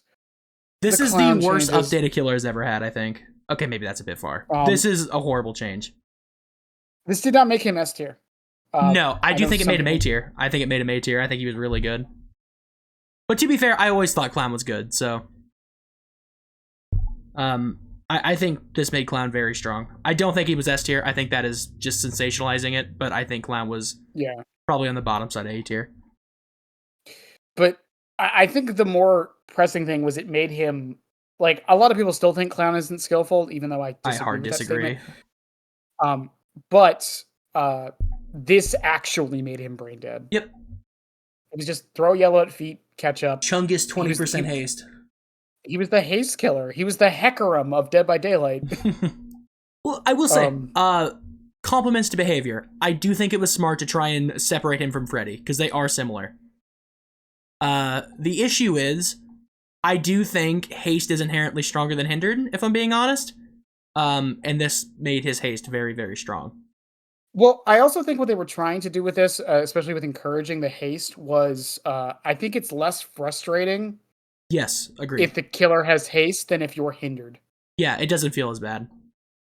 Although I would argue that it does feel terrible to see a man fucking speeding down Main Street at me and I can't, like, react in time. The real buff Clown needs is to be able to just drink the fucking yellow buff at the start of the match. That's the real buff he needs. What is he, stupid? Just drink it. Yeah, I don't know. Like, we'll talk about Clown later, because he got changed in the next patch, which is so goddamn funny that he was immediately changed. But, like, for a 2-month period, Clown was my least favorite killer in the game. I hated it. It felt terrible. And there was so much bad faith arguing that it made him weaker, and I will never understand that. It made him weaker? Yeah, there were people who said that. Like people who I respect their opinions, and I know them personally, said that. It didn't make him weaker, it just made him have less thought. That's all it did. And it like removed his skill ceiling. Like, why should I do any of the skillful shit that you do with Clown? Well, why combine my bottles when I can just throw yellow and win? Yeah. I hated it. I hated it so much. And Clown was one of my favorite killers and is now again one of my favorite killers. Yeah, but I think the Clown change was, again, good. It was a cool idea. They just did it wrong. That's all. But then again, I think he's fine now, and we'll get to that here in a minute. But yeah. Anything else from The Walking Dead? I don't think there's anything else. No. Right. I think the bugs, I guess. But we kind of pressed on that. But my goat Jim. It was a buggy patch. I get that, but we're mostly over that now. So like, yeah. Now it's just the normal amount of bugs in Dead by Daylight. All right. Patch 9.2.0, the last major patch of the year, the last content release of the year, the Sinister Grace chapter. Yeah, the Cresu. Would you like to cover the very small things, like the Dracula changes and all that? Dracula's changes. I know a few Dracula players, but like, from what I understand, it like was fine. He went from top 5 to top 6, pretty much, something like that. Yeah, like it was fine. The clown changes we just talked about, it just put him more in line, and he's okay now. This is my favorite version of Clown. I love Clown now. Again, they fixed Clown for me, so thumbs up behavior. Yeah, rest in peace, Cigar Box. But true, I forgot about that. That is true. Yeah, I don't think it was strong enough to warrant it, but whatever. I'd just make it 10 meters, I guess. Whatever. Unknown changes, like... It's unknown. I guess. The harmless and all that, you know. Yeah. It didn't really do much to help the character. I don't think there's anything they can do. No, I don't think so either. I think with that, like... you could, but he would be fucking awful to play against. Yeah. Yeah. Let's talk about V's perks quickly, shall we? We have Road Life. Yep, go ahead. Before we talk about V's perks, V is the best survivor they've added in like 2 years. I do like V. I think V's cool. Yeah, as much as I hate Sable, I think V is the best survivor they've had in 2 years. Yeah, I think she's cool. I fucking love V. Anyways, going on. So let's talk about her perks. We got Road Life, 1, 2, 3, 4, and Ghost Notes. Road Life is one of the weirdest perks they've ever added to this game. I don't even know what it does. I think it gives you healing speed. I don't even know what it does. It's not a... Dude, we were playing in a charity tournament. I was playing in a charity tournament, and Mr. Smithsonian, my teammate, he was using this perk. I don't know what it does. Like, genuinely, like, I never see it. I mean, we can talk about 1, 2, 3, 4 before we go back to it. Like, Road Life is one of the perks added to Dead by Daylight. That's all I never see it. I never see people talking about it, apart from what we just said. That's what I hear people say about it. I don't know what this does. Okay, all right, here's what it does. While injured and repairing a generator, regular skill checks have the following effects. Gain +1 for a great skill check, gain 0 for a good skill check, -1 token for a failed skill check. Once you accumulate 4 tokens, consume all tokens to benefit from the following effects. Increases your healing speed by 100% until you stop healing. Road Light deactivates after use and does not activate while suffering from the broken status effect. That's one of the worst perks in the game. So you have to do a gen, do 4 great skill checks because you get 0 for goods. Get 4 tokens. And then the next time you heal, I assume that's what it means. Yep. You have to keep healing. You can't stop. And you heal at double the speed. You know what else gives you double healing speed? We'll make it. And you know what you have to do for that? Unhook. What does this perk exist for? Oh my god. Who wanted this, bro? I can't even be like, oh, that's for new players, because it's not. No, it's so confusing too. Bro, this is the haywire of Survivor perks. What the that's why I've never seen it. Okay. Yeah, this perk needs to be changed tomorrow, yesterday. One of the worst perks, if not the worst perk in the game. Why not just make it so it's like I don't know, up the tokens to 6, and then you permanently heal 30%. That's what I'm saying. More. Until you get injured or something. Until you get re-injured, something like that. Also, from the looks of this, it says Road Life deactivates after use and does not activate while suffering from the broken status effect. So, does that mean you have to be? Oh, I didn't even realize. Yeah, while injured and repairing. Yeah. So you got to stay injured. You can't use no mither with it. That's the whole reason why they have the broken status effect thing. Because apparently it would be OP if you have Will Make It for 1 heal at the cost of no mither. I could see a dumb niche build where you run Deadline with it, I guess. Yeah, I guess. But then you got to hit Great still, which Deadline does make harder. I mean, Road Life, Deadline, Hyperfocus, Stakeout, I guess. Yeah, that 1 heal, fucking huge. What the fuck? That's a terrible perk. That is a straight up terrible perk. You gonna talk about 1, 2, 3, 4? Yeah, 1, 2, 3, 4. While standing and idle, press the action or active ability button to start a performance. Last 15 seconds, empower survivors within 60 meters of your location. Triggers continuous skill checks. After successfully completing, uh, empower survivors performing healing and repairing actions for 90 seconds. Increases the chances of triggering skill checks by 20%. 1, 2, 3, 4 has a 90 second cooldown. The cooldown is the same as the duration. So I think it's an okay perk. It's the same way I feel about Bardic. Like, it's probably not worth using, but it's kind of cool. I like that they're adding these kind of perks though. I like this variety. Yeah. I can't wait till we have a whole band. Yeah, we need to get a fucking trombone. I don't know. I don't have a lot to say about this. It's just kind of a cool perk. It's just cool, and I like how they made the numbers the same as Bardic. Mm-hmm. The timeline wise, it's cool for us auto enjoyers. I also am curious if I still don't know if this goes through walls or not. I think it's a proximity, so I would assume so. I hope so. I don't think Bardic does, but I hope so. Yeah, I don't know.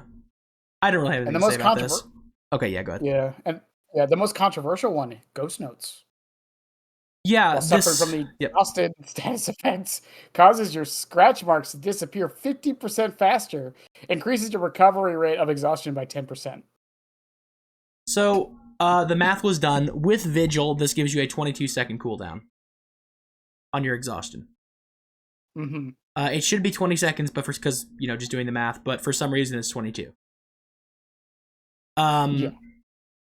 I think this perk by itself is pretty shit, but with lightweight, it's probably pretty good. I think with lightweight and Vigil, and Sprint Burst, this perk is actually pretty fucking good. Yeah, I think that's fair. That's a strong build. Do I think it's like OP? No, I think Vigil's the problem in that build, not the Ghost Notes. Absolutely. I think Sprint Burst is the problem in that build, not Ghost Notes. Yes. You could also, if you wanted to, you could throw in Aurella's perk, the aura reading one. Yeah, and you'd know if the killer is still following you or not. Mm-hmm. So if you Sprint Burst away, her perks don't really interest me, to be honest. I don't know. I feel like the perks here are the best. They're thematic at the very least, because she's like constantly touring, so Red Life makes sense. 1, 2, 3, 4, she's a drummer. It's a tambourine, but whatever. Yeah. And Ghost Notes, much like Deadline, I've said this before about Deadline. This is like a triple entendre, or a triple entendre. It's like a triple meaning for the perk name. It's so cool. Mm-hmm. Because Deadline is. Do you know what Ghost Notes are? No, I do not. Okay. I'm assuming it's a band thing. It's a music thing. Ghost Notes are very quiet, rhythmic notes played without a distinct pitch, often on drums or muted strings on a guitar.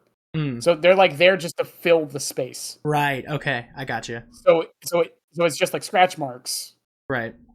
They're there to fill the tracking space till you see the survivor. That is cool. Yeah. So it gets rid of them because you can't see. It's and on top of her being a drummer, it's such a cool I don't know. I love Ghost Notes just on that premise alone. But no, I think they're fine. And Via as a survivor being I'm gonna feel so bad. It's Ty, right? I believe so. Okay. Don't quote me though, because I don't know for sure. I didn't really pay attention to the lore. I always forget. I just love her idle animations, and the fact that she's bilingual is so cool. Mm-hmm. Yeah, I mean she is a cool survivor. I do agree. I can't wait to see the skins they give her. Yeah. And maybe I almost switched mains from Zarina to V. Yeah, fair. Yeah. I'll never switch off Zarina. I'm a truther. But with V Boon out of the way, by the way, no Boon perk for the person with Boon in their name. Yeah, what the fuck? So they chose the last name. Assholes. Unless it's a reference to something. Like you could have given her a boon. The Cresu. Do you want to talk about Cresu or the perks? Let's start with the perks, because I feel like I have less to say about that. Okay. Wandering Eye is such a cool idea. Dude, I love Wandering Eye. It just needs 20 meters. Give it 20 meters instead of 16. I think it'd be pretty decent. It is 20 meters. What? Yeah. The Oh, auras well, of then up all other it injured survivors fucking within up it more 20. then. I guess I just remember the Yeah. PTB numbers. I've used it on live, and I was like, oh, this perk needs to be buffed. Up I into like like the try like idea. 28 or something. I like the idea, and I don't think it needs changes. I just don't use it. I I'm think not it's the biggest really fan. fucking cool. I don't know why I like it so much, but I think it's really cool. I thought it was still 16. No, it's 20. The aura Okay. I'm looking at right now. The aura of all injured survivors within 20 meters of your location are revealed to you. Damn. Yeah, they should buff it some more, I think. A little bit. I don't think it needs a cooldown, personally. Yeah, that would also help. 30 seconds is a bit much, considering it's like a hit and run kind of thing. I don't think That's the same cool. No, Ultimate Weapon's a minute now, isn't it? Never mind. 45 seconds, I think, on Ultimate. Yeah, that. Yeah, the blindness is 30 seconds on Yeah. Ultimate. But no, I don't think it needs the cooldown. Mm-hmm. Also, funny thing, I'd mentioned this in a couple videos. This is just better Office Phone. Dude, you have a fucking hatred for that add-on. Oh, I do. I so much. This perk does what the one niche thing that Office Phone does. This perk does better, and you don't even have to land an axe. That's so funny. I fucking hate Office Phone. Let's talk about Ravenous last. I think that's the most interesting one. Okay. Yeah. Okay, Hex Overture of Doom, the best name perk in the fucking that's video that's like a comic like a comic name. I love the name of this perk. I wish it was better. Hex spawns furthest gen from the Hex. I have been told it has been confirmed it is farthest from the Hex. Farthest gen from the Hex gets cursed. If they do the gen for 5 seconds, you get undetectable. Your terror radius is applied to the gen for 20 seconds. Cool idea. There's a better version of it called Unforeseen. This perk has a lot of issues. One, it's a hex. Yep. 2, it tells the survivors you have it before it activates. That is so dumb. Before it activates. So like if it was like, oh, they do the gen, they see the terror radius pop on it, now they know you have it, that'd be one thing. But the fact that the moment they tap the gen, they see that they're hexed means they know it exists. So dumb. 2, and this is the biggest change it needs, in my opinion, just make it like corrupt. Why is it only one gen? Yeah, I mean, I think if it's going to be a hex, it could affect multiple generators and be fine. It would still probably be kind of bad, even. Well, because the amount of... I used it for like a week. And there were a lot of matches where it never even went off because the survivors didn't touch the gen it was on. Yeah. Well, because hexes don't spawn by you inherently. If hexes were to... If they changed hexes too, hexes spawn on the totems nearest to the killer, you know, then like maybe you can make that work because survivors usually spawn far from the killer. Because like, it would be the one close, or the one furthest from the killer, rather. Yeah, I do like the idea of this being like unforeseen that they activate. I like that. I like the idea of this perk. It's just I think it either shouldn't be a hex or it should spawn on the 3 farthest gens. Agreed. That would be my changes to it. Otherwise, I think it's fine. That's it's a fine perk, bordering on dog shit. Yeah, it's very situational, and the survivors determine its use, not you. Yep. Which is never a good thing, but you know. Cool name though. Yeah, Overture of Doom is such a cool name. It's so I can't silly. Get over it. Hex Overture of Doom. You want to talk about Ravenous now? The best perk she has. Yep. And it's also not that great, except on a few killers. That's what I was gonna say. I think on a few killers, it's genuinely really good. This is basically Haunted Grounds version 2. Yes. And to be fair, if you get 1 down with the 60 seconds of expose it gives, it got value. I agree. 1 down is value. But the snowball potential this does have is kind of nuts. Mm-hmm. If you run this with barbecue and chili or friends to the end, even, it's kind of insane how fast the game can go in your favor with this perk. The only issue, you have to be a killer who can get there. Now this perk is actually technically getting nerfed soon. Ooh, how? If the slugging changes come through, this perk. Yep. I don't think it's a bad thing necessarily. I don't think it needs a buff because of it. I'm just saying, Actually, a lot of snowball perks will actually probably get inadvertently nerfed because of that change. Infectious. This one. Third Haunted. perk. Yeah, haunted. Yeah. Yeah. Power hope to a degree. I mean, like, I feel like this is a perk that is severely affected by the meta that it released into, that being Vigil. Yeah. Yeah, that too. It is affected by Vigil, which I don't think it should be. Yeah. It should be. Haunted is also affected by Vigil, the more I think about it. For some reason, I hate Vigil. Oh my god. It should just be like Myers and the expose is permanent. Again, Friends to the End, I think is fine being affected by Vigil, but something like this, I don't think it is. Especially considering... I'm sorry, you go ahead. I cut you off. I was going to say, especially considering you have to hook 4 unique survivors to get it, I think... Yeah, it's fine. I think the reason why we agree that Friends Till the End is fine being affected by Vigil is you still get inherent value of knowing where to go. Yeah. Haunted Ground being affected by Vigil, you get nothing. There's no value. Your perk does nothing. Friends to the End is one of the most, like, over-tuned, balanced perks in the game. Yeah. In my opinion. I agree. It's guaranteed value when you hook somebody.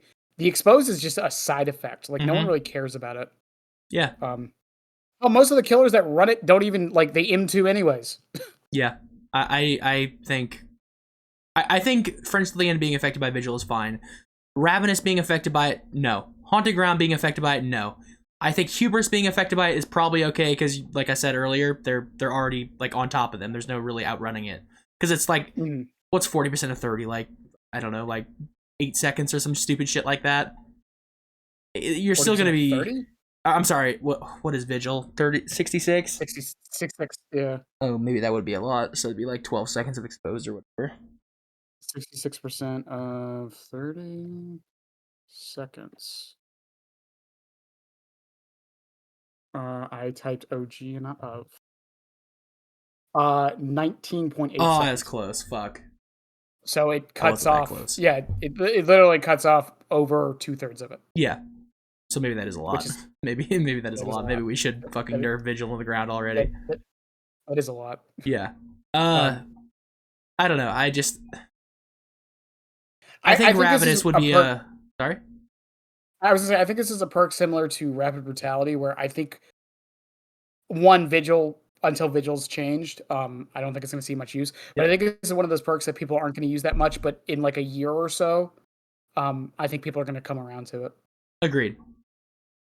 Because even on killers who can't get a lot, like, even on like Wraith, Wraith's probably not a good example because he probably could get value out of it, but like... It also makes all the survivors scream. Yep. On someone like Demogorgon, for example, like, you're still probably going to get 1 down in a minute of exposed.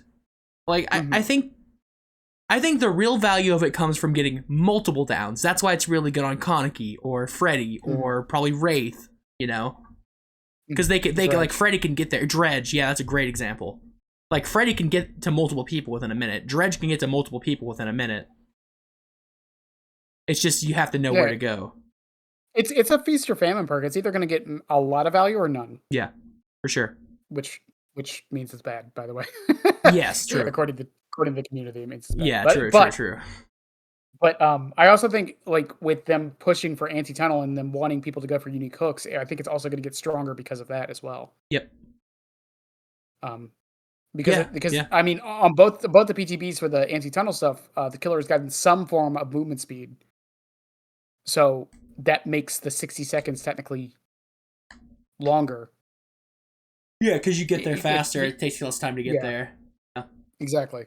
Yeah. So like, we'll see. Ravenous is one of those ones, like, I'll be watching it with great intent over the next year. It's borderline good, I think. Yeah. But we'll see. Again, it's probably the best perk she has. You want to talk about Michael or the Kursu? Let's go into Michael, because I got some words about him. I do too. So I made multiple videos where I at least talked about how much I hate Michael's rework. I gave him his own entire video, and then I talked about him in the when 9.2 went live, and then I had a video I didn't post where I played him and I talked about how much I hated him. He's been buffed substantially since then. He's actually, I think, probably a little bit overtuned right now, believe it or not, but it's not actually his kit itself. It's one of his add-ons making him overtuned, that being Hairbrush. I still have a lot of the same complaints, except that he's not weak anymore. He does not feel like Michael, which, like, a lot of people can forgive that because who really cares? I find his gameplay incredibly uninteresting, especially compared to the killers that he's similar to, like Chucky and Pig, because, like, how do I say this? I feel like Chucky can make mistakes. I feel like Pig can make mistakes. Michael, there is no way to lose with, like, to fuck up with Michael right now. Either, and they made it better. And they made it better, yeah. Either they drop the pallet, you break it with hairbrush in like 2 seconds, not even, like a second, if that. Or they don't, or they drop it and you break it with your power, get your power back in 4 seconds, and then just kill them. Or they don't drop it and you just insta-down them. I don't know what the right option is for Survivor right now against Michael. Don't let him stalk you. Exactly. And also, he gets his power in, 6 seconds, I think? Is it 6 seconds? Is it that fast? I'm pretty sure it's 6 seconds of stalking and he gets tier 3. I still stand by what I said. It is one of the worst reworks ever. His gameplay is acceptable if it was an original character.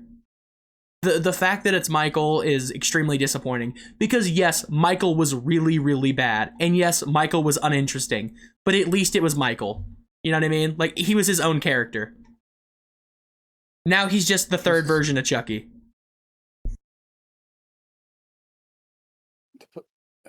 Slaughtering strike. I think it's 6 seconds. I might be wrong. There's actually not a number on the fucking wiki. 6 seconds was his cooldown. Maybe I'm thinking of that. But it doesn't matter, because it's still like an extremely short amount of time for stalking. Mm-hmm. But like, I hate this rework. I really do. I think it's a really shit rework. And yeah, he's strong now. Like, they accomplished that. Michael is genuinely pretty fucking good. But I will say this. Best thing about the rework, they implemented Tombstone really well into his base kit. Okay, so you get 0.75 stalking points while moving. You get 1 while standing still. It takes 5 to get tier 3. So about 5 seconds, give or take. Yeah, if you're standing still, and about, what, like probably 8 seconds if you're moving. Yeah. Yeah. Okay, fair enough. I think what you can do to make Michael not as miserable to play against, get rid of Hairbrush. Hairbrush has got to go. That add-on is stupid. I will say this. I said this in my first video about Michael. Pursuer mode, Stalker mode. I like that he's a stand-switching killer, but there's no reason to ever use Pursuer mode. So. No, unless, well, I feel like 99, the evil incarnate for some reason. Well, you can't do that anymore. No, you can't. You can't do that. Never mind. You just never mind. No. I mean, you fully charge and you activate evil incarnate when you want, but but then you can't switch back. Yeah, exactly. I feel like if they went more into that idea, that would have been fine. But it's a bad rework. I hate it. I genuinely hate it. It's so disappointing. At the same time, I feel like part of them doing it is because of the game. What, make Michael more playable or more popular? It's not even that, because he was already popular. Just make him better. Yeah, I think they did it. I have a lot of tinfoil hat theories, but I genuinely think they're doing it because of the new game coming out. You might be right. I get it. I don't know. We'll see though. We won't know till that comes out. Yeah. I've heard good things about it, by the way. It looks fun. Yeah. Do you have any thoughts on Michael you want to share? Not really. I haven't played him enough to really have an opinion. He's just like, I get it. I get the complaints, and I get but I also understand why behavior did what they did, because again, the community was complaining he was weak for years. Yeah. And we finally made him good, and now we're complaining. Yeah, I don't know. I would rather have a killer be weak and at least be their own character than just Chucky who's big and can insta down. I would too, but I don't know how a lot of the, I want to say the more casual side, because that's a very common opinion that you have with it, but I'm very curious how the more casual side takes to it. Well, I'm sure the more casual side probably agrees with me. Because like I said, Michael was very popular among casual players. Like, if you look at Nightlight, Michael has a weirdly high pick rate. Well, of course he does now, but he had a weirdly high pick rate. Like, I saw Michael more often than I would see Doctor or, Pig. Like he was definitely in the higher side of like you would see this killer often enough. Like it wasn't weird to see a Michael, like how it is weird to see a doctor or something. Yeah, fair enough. I guess it's just I don't know. I The Michael again, one's like sorry. there's a lot of people in like one camp and the other, and I don't know what the devs need to do because they're not going to revert it. No, I mean I've accepted that this is what Michael's gonna be. I'm okay with it now, but I do still like I will always say this is one of the worst reworks they've done. And like Well, I don't want them to waste more resources trying to make it better. Just leave him how he is. He's fine. there was always this sentiment though that when Michael gets to tier 3, he should be this unstoppable force, Mm-hmm. and I think this rework kind of does have that. Well, that's not the part I hate. What I hate about is the animations are incredibly silly. They look terrible. The name is terrible. The weapon, the Apex Legend Heirloom Inspect. It's just, it's a weird power. Like the funny thing is, if he did the weapon inspect thing like he does when he M1 or like hits somebody, I don't think it would have been that bad.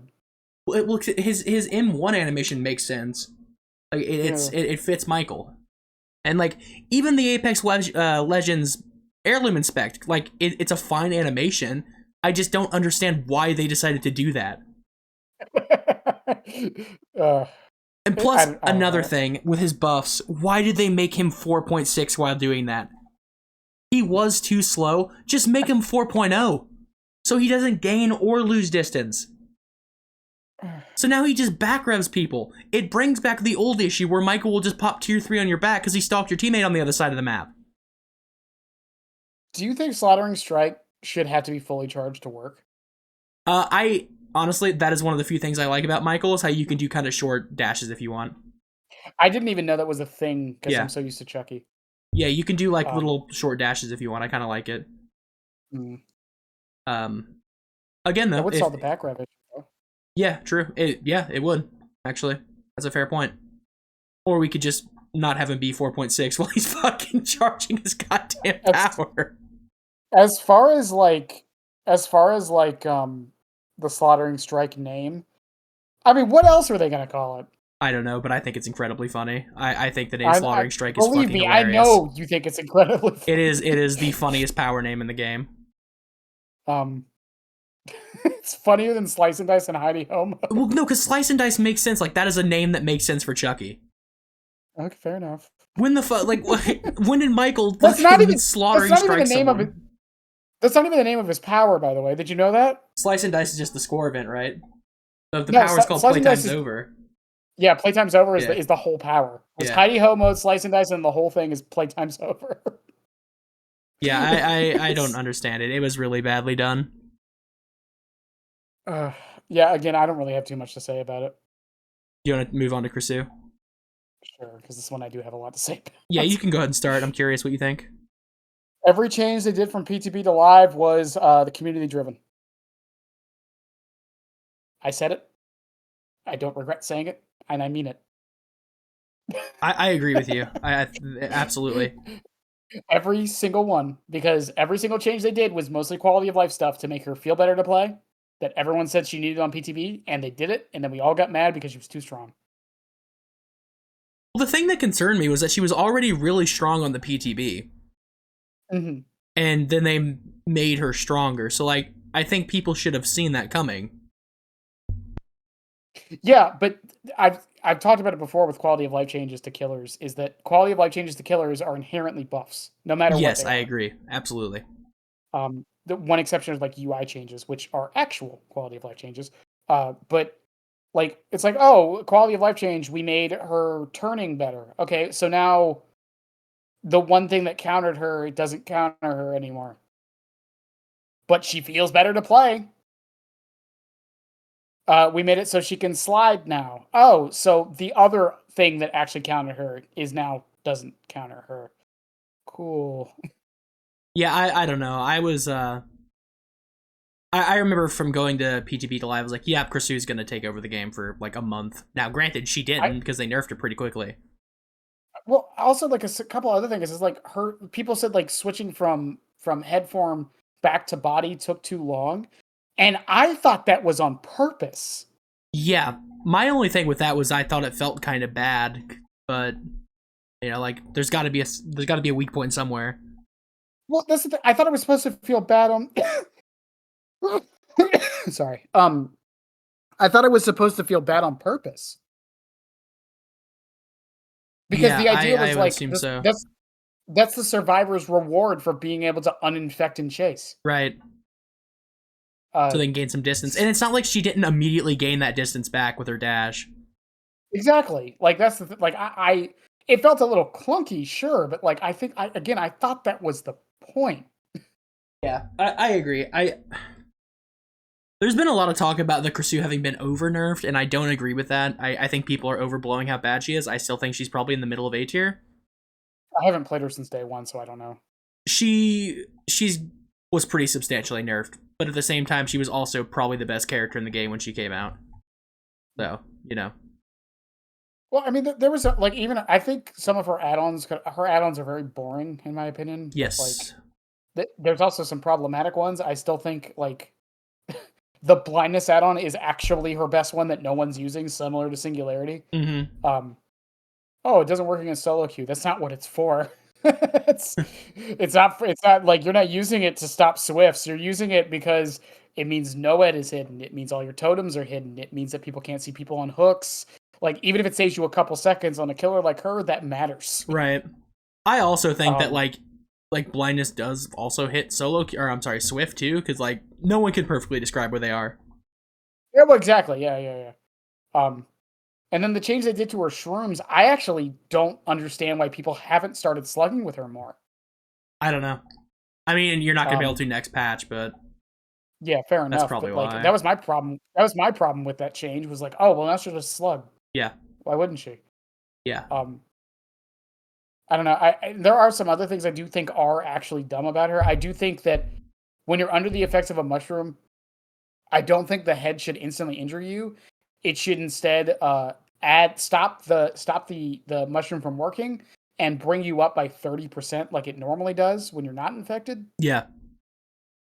That way, if she's able to hit you fast enough, she still gets the damage state. But if she isn't, then she just stops the infection, and then she has to hit you again. Which, like, that's still a win for her, because you have to go grab another mushroom at that point. Exactly. Yeah.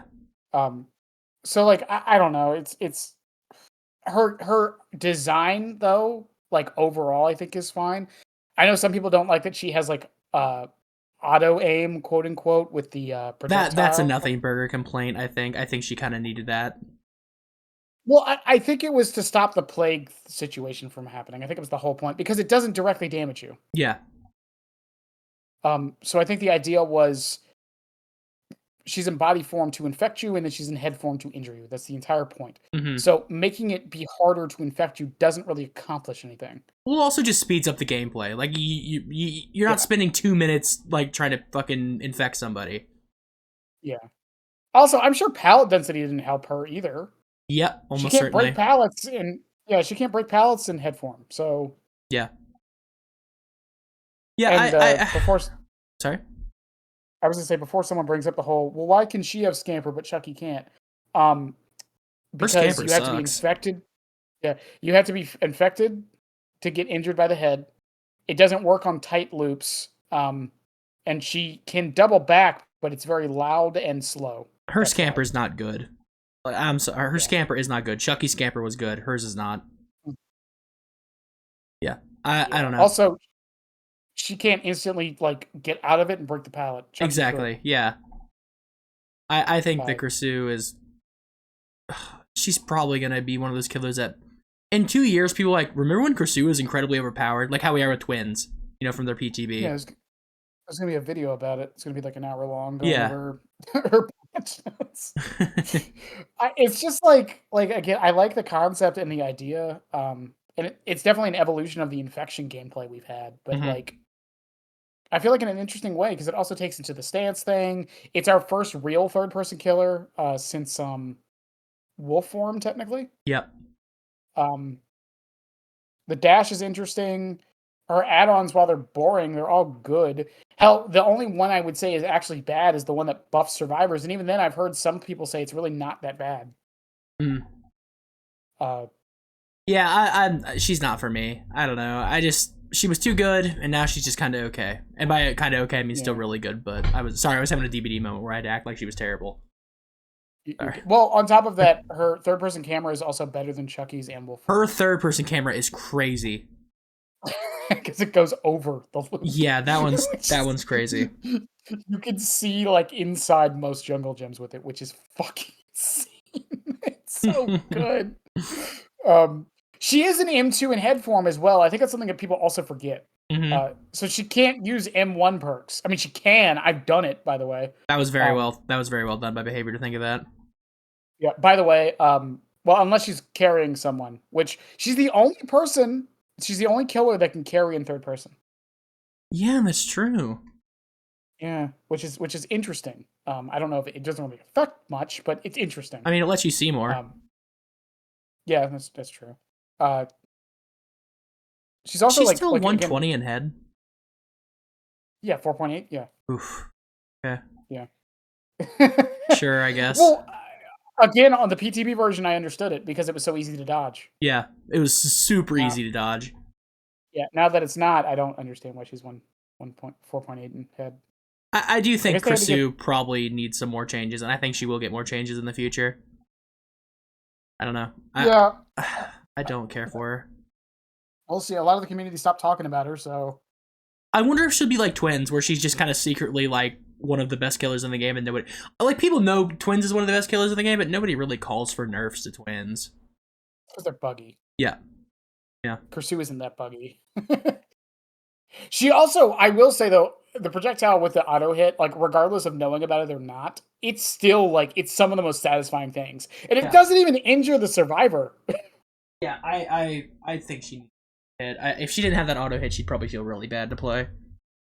No, 100%, especially since you can't shoot on the ground, which was also a very good idea, which is a very good thing they did. That was really hard for me to like keep in mind on the PTB. I kept shooting at the ground, thinking it would splatter up on them. Yeah, you can still hit the ceiling. Yeah. But no, and I think like we'll see where she goes. I do think she was overtuned at release, but I also think that was partly the community's fault and partly behavior's fault. So, yeah, I agree. But we'll see. But I have no more thoughts on the Krisu. Palette density. That is our last topic. Oh, palette density. So this is confirmed to be getting changed. Yes, we don't know how, but yes. So I made a feedback video on this because Behavior asked for feedback. So I'm not gonna like go super hard on this.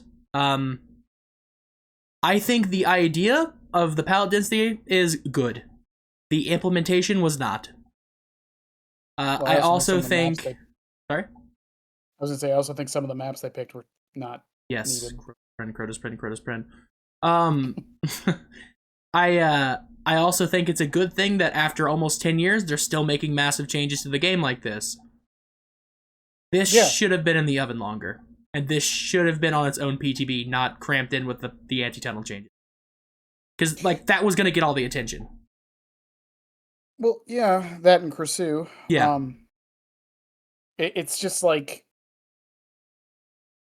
It's to a point now where I'm playing on maps that don't have it, and I still complain about it. Mm-hmm. Well, it's because they like, even though they didn't get more palettes, they got new spawns. Like, I know they did. Yeah. Like, I'll play, like, Greenville or something. Oh, not Greenville. Freddy Fazbear's. I'm like, that is a weird palette. That was not like that before. I don't know. They just need to add the thing in that they have for killer items where they can't spawn but so far away from each other, which I know isn't perfect. Before someone shows me a fucking picture of two Sadako TVs right next to each other. I know it's not perfect, but it'd be better than what we have now, where two pallets constantly spawn next to each other. Well, that's the thing, right? Like, even in those weird scenarios where two pallets would spawn next to each other, like 3 or 4 patches ago, it was kind of funny because it was like a weird thing. Like, what? Why is this like this? But now that's genuinely just how the game is.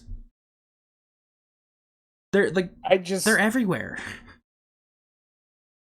And it's also weird too because, you know, the killer discrepancy, which is something I know you talk about a lot, but like, I think this also isn't even necessarily killer discrepancy from like A tier, like S tiers versus F tiers. It's killer discrepancy for like killers that can interact with pallets versus ones that can't. Right. It's like, I'm telling you, like, B tiers are suffering. And like I think B tiers are genuinely considered good, or in my mind at least, genuinely good killers. Well, because it's like Freddy benefits from this change. Freddy was buffed. It made Freddy better. Chucky benefits from this change. Yep. I don't know who else. Legion technically benefits from this change. Clown might be better, maybe. And only with Eerie button, by the way, before someone asks what I mean by that. Yeah, technically Legion benefits from this change, and a lot of like perks technically got like pseudo buffed because of this change. Disillusion was a big one. Disillusion. I've seen more Spirit Fury Endurings. Blood Favor. Blood Favor got fucking bumped up because of this and other reasons. Yeah. Thank you, Ken, for that. So much, Connor. Even my favorite. But even like I'm more surprised I'm not seeing more Any Means Necessaries, if I'm honest. Yeah. More Kim Trap as well. More Kim Traps. I think I've been seeing more Kim Traps though, to be fair. Smash Hit is probably quite a bit better now. Yeah, again, I get what they were trying. Yeah, oh god. Yeah. Don't give people ideas. I can't find people enough as it is. But like I get what they were trying to do with this, because I don't think the idea of like getting rid of inherent dead zones, I need to make that clear. I think dead zones are fine. I think inherent ones are not. Yeah. Oh, but killers are weak. They need those dead zones. Yeah, but not at the start of the match. Right.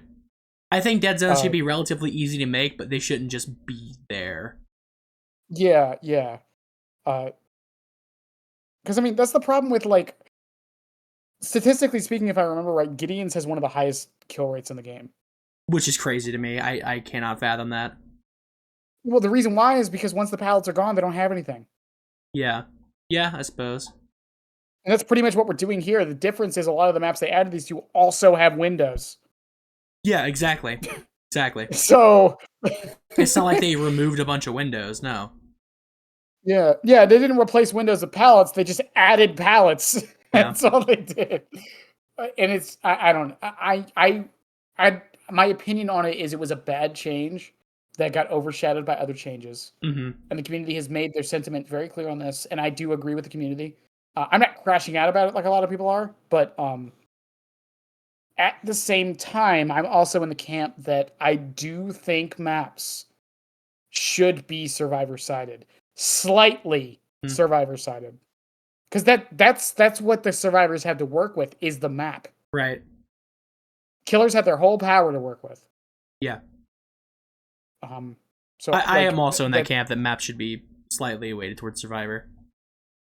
I'm fine if there's like one or two killer-sided maps. Are there any killer-sided maps in the game right now? I think records may have got more pallets, so maybe not. I mean, Haddonfield was, but not.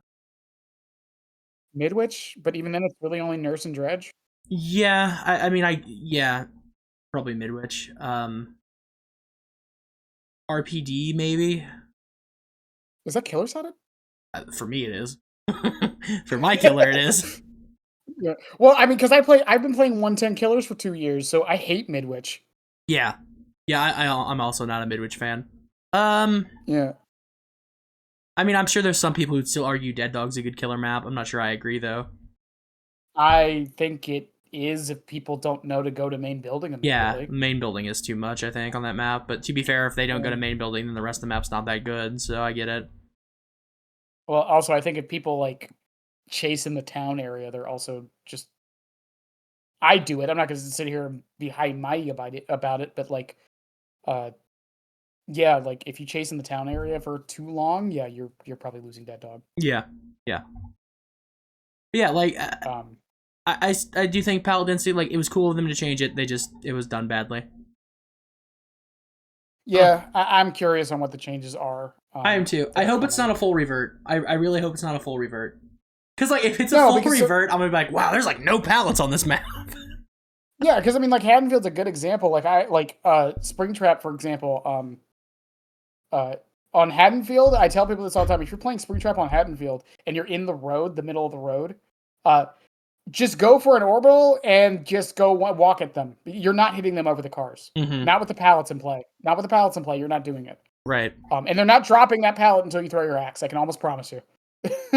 Yeah. Just go for an orbital. Maybe it hits, maybe it doesn't, and just run them down. That's all you can do now. Which is fine. I'm fine with that. A lot of people It's a aren't fine little with it. They're just boring. like, they just want to win really hard on every map. Well, like I'm fine with that because like while it is a little boring, it's like beforehand it was the other way around. It was just like if you're a survivor and this killer catches you in the road, you better run for a building. Haddonfield was too good. Like, it was just too good for killer. It just was. It was laughably easy. Yeah, now it's more even. Like I don't think it's either sided. Honestly, I think it's one of the I most balanced think maps in the game. they finally got Haddonfield right, I think, after literally since it came out. It is There was a point. There was a point with Haddonfield where it was actually really good. The old version of Haddonfield. what with the real long fences. Yeah, so there was a window in the basements building. Oh, the House of That Pain. they Yeah, House of Pain. They closed that window off. This was like 2 months before the rework. Mm-hmm. When they I did was on that, vacation then. that when they did that, the map was actually fine. It was funny to think that was the biggest problem with Haddonfield. Yeah, I was on my DbD vacation because Nemesis had come out and made the game unplayable on PlayStation. I still can't believe I played on old Haddonfield. That's so weird. It was such a fucking goofy map. It's so weird that I probably have footage of that somewhere. So blue. It was so blue. It's so blue. Why are you Because of the blue? cop car. Why are you blue? The good old days when I didn't know what I was doing. Yeah. Is that really it? That was all. I was curious though. Do you have an overarching opinion on this year for Dead by Daylight? I think while the execution of this year has been one of the worst ever, I think it's a good show of what the devs are willing to do in the future. Mm-hmm. Something As you far kept as, saying like, during this is something that I think actually is a really good point. I think they were laying a lot of the groundwork for the future of the game. yeah, I think a lot of the changes they've done this year are future proofing things. Even some of the stuff that didn't go through, like that, like the haste and hinder stacking, or just the haste stacking, right? It wasn't hinder stacking, right? I believe it was also hinder stacking, yeah. Yeah. But regardless, like the movement speed stacking, like that didn't go through, and a lot of us are saying it should have now. But I think that the main idea of that was to future proof things. Yeah. Because it's a lot easier. It's a lot easier to be like, well, Celebrate Poster can be 20% because it can't stack with anything versus, well, it has to be 12% because you can run Unbound with it, but also batteries included with it, and also this with it. So like, and even with the pallet density thing, I feel like that's them trying to. I don't think that was necessarily future proofing. I think that's them more testing where and how pallets should be placed on maps. Mm-hmm. Because the problem with especially like I think this is a problem with like even the current PTB we're having now, right? Because it wasn't a new killer, and like the only thing that happened was the anti-tunnel changes on it. Realistically speaking, how many people actually played it? I played 3 matches, I think, of the new PTV and then moved on. How many people actually like sat down and tested it that much? Yeah, I don't think many people did. You know what I mean? So it's like because a lot of people were like with the Kursu PTB, people were like they shouldn't have done the anti-slugging stuff during that one, or the anti-tunneling stuff during that one. And it's like they kind of had to, because if they didn't, no one would have played the PTB to give feedback. Right. At least not much feedback. Yeah, I agree. I think you're right. So like I'm glad they're doing this. I think what behavior needs to do is I think they just need to do this stuff more often. I think a month and a half is too long to not hear anything. Yeah, for sure. Because I don't know if this will be out before it comes out, but like the current PTB changes, from what we know, they're going through, but they said they're going to have a lot of substantial changes. So we don't know, and we won't know, and it's been 3 weeks. And the thing is, though, we won't know until it goes live. They're not gonna, give us a 2 weeks heads up. I bet this comes out next week. This PTB. I think. Well, it's a 2-week waiting period for Nintendo, I believe. Oh, is it? Yeah, that's someone told me that. I think Nintendo is actually the reason why Nintendo's the biggest reason why PTB can't be on console. Interesting. Because they have you have to get an okay to patch a game. Right. But it yeah. takes like two weeks or so. Well, when was the PTB? Was it late October? No, it was last week, wasn't it? Was it? It was the 28th, I believe. No. It was last week. Yeah, it was right before 2v8. Oh no. Okay, it'll be longer then. I guess I'm wrong. Yeah, yeah. Hmm. It should be normally PTBs. It's PTB hits, and then 3 weeks after that is when it drops. Yeah, we'll have it So before the end of the month. yeah, we'll see. But the other thing with it too, like I keep saying, is like I don't see what's stopping them from putting it in the live game, it being bad, and just reverting it. I don't think they'll revert it. I think they've put too many resources into it. I think they will just over time Adjust it. Yeah. Which I also think is fine. The game needs a shakeup. It does. It Yeah. just does. I agree. It's like we were saying last night when we were just hanging out. Like, I'm okay with Trapper being bad for 2 weeks. Like, exceptionally bad. Worse than he already is. I'm okay with that. But, like, they will fix the issue. Yeah, what if this is the thing they needed to buff Trapper? They were saying that when they first did the first test. They were like, we understand that some killers are going to be hurt. We will fix these killers. Yeah, it's like, and I know, like, they don't have the greatest track record of that kind of thing, but, like, I think Twins and Oni are a good example. It's like the anti-slugging changes. Okay, so the anti-slugging changes come through. Twins and Oni are a little bad for a while, but, like, the numbers will reflect that. Yeah. And then they're going to have to buff them. Right. So, like, I'm fine with that. Yeah, I'm too. I come from other games where characters are bad for literal years because of inherent changes to the game. Right. And, you know, to be It's fair, just, like, I wouldn't be shocked if somebody says this. Like, we're not Onis or Twin players. I understand the, if there is frustration there, but I do think it'll be okay. I play 110 killers. Yeah. I play guy with a hat. That's my argument against that, is I play 110 killers. Do you think that's enough to me? Yeah. Like, I don't know. We'll see. I genuinely think the game is laying the foundations for where it's going to be in about a year, and I think that's a good thing. Now, the bug situation, that's different, and I know I joked about it earlier, where that's just Dead by Daylight, but like, that was kind of a half joke. At this point, I've kind of just accepted them, and as long as they're not like completely game breaking and completely consistent, I don't know. Like, it's part of the reason I dropped Chucky was because of the bugs he had, but like, right. Yeah, at the same time, it's like, I mean, I could have powered through it. Twins players power through it. Why not? I mean, at the same time, most killers aren't as bugged as Chucky was/is. Yeah. So like, he is the exception of the rule.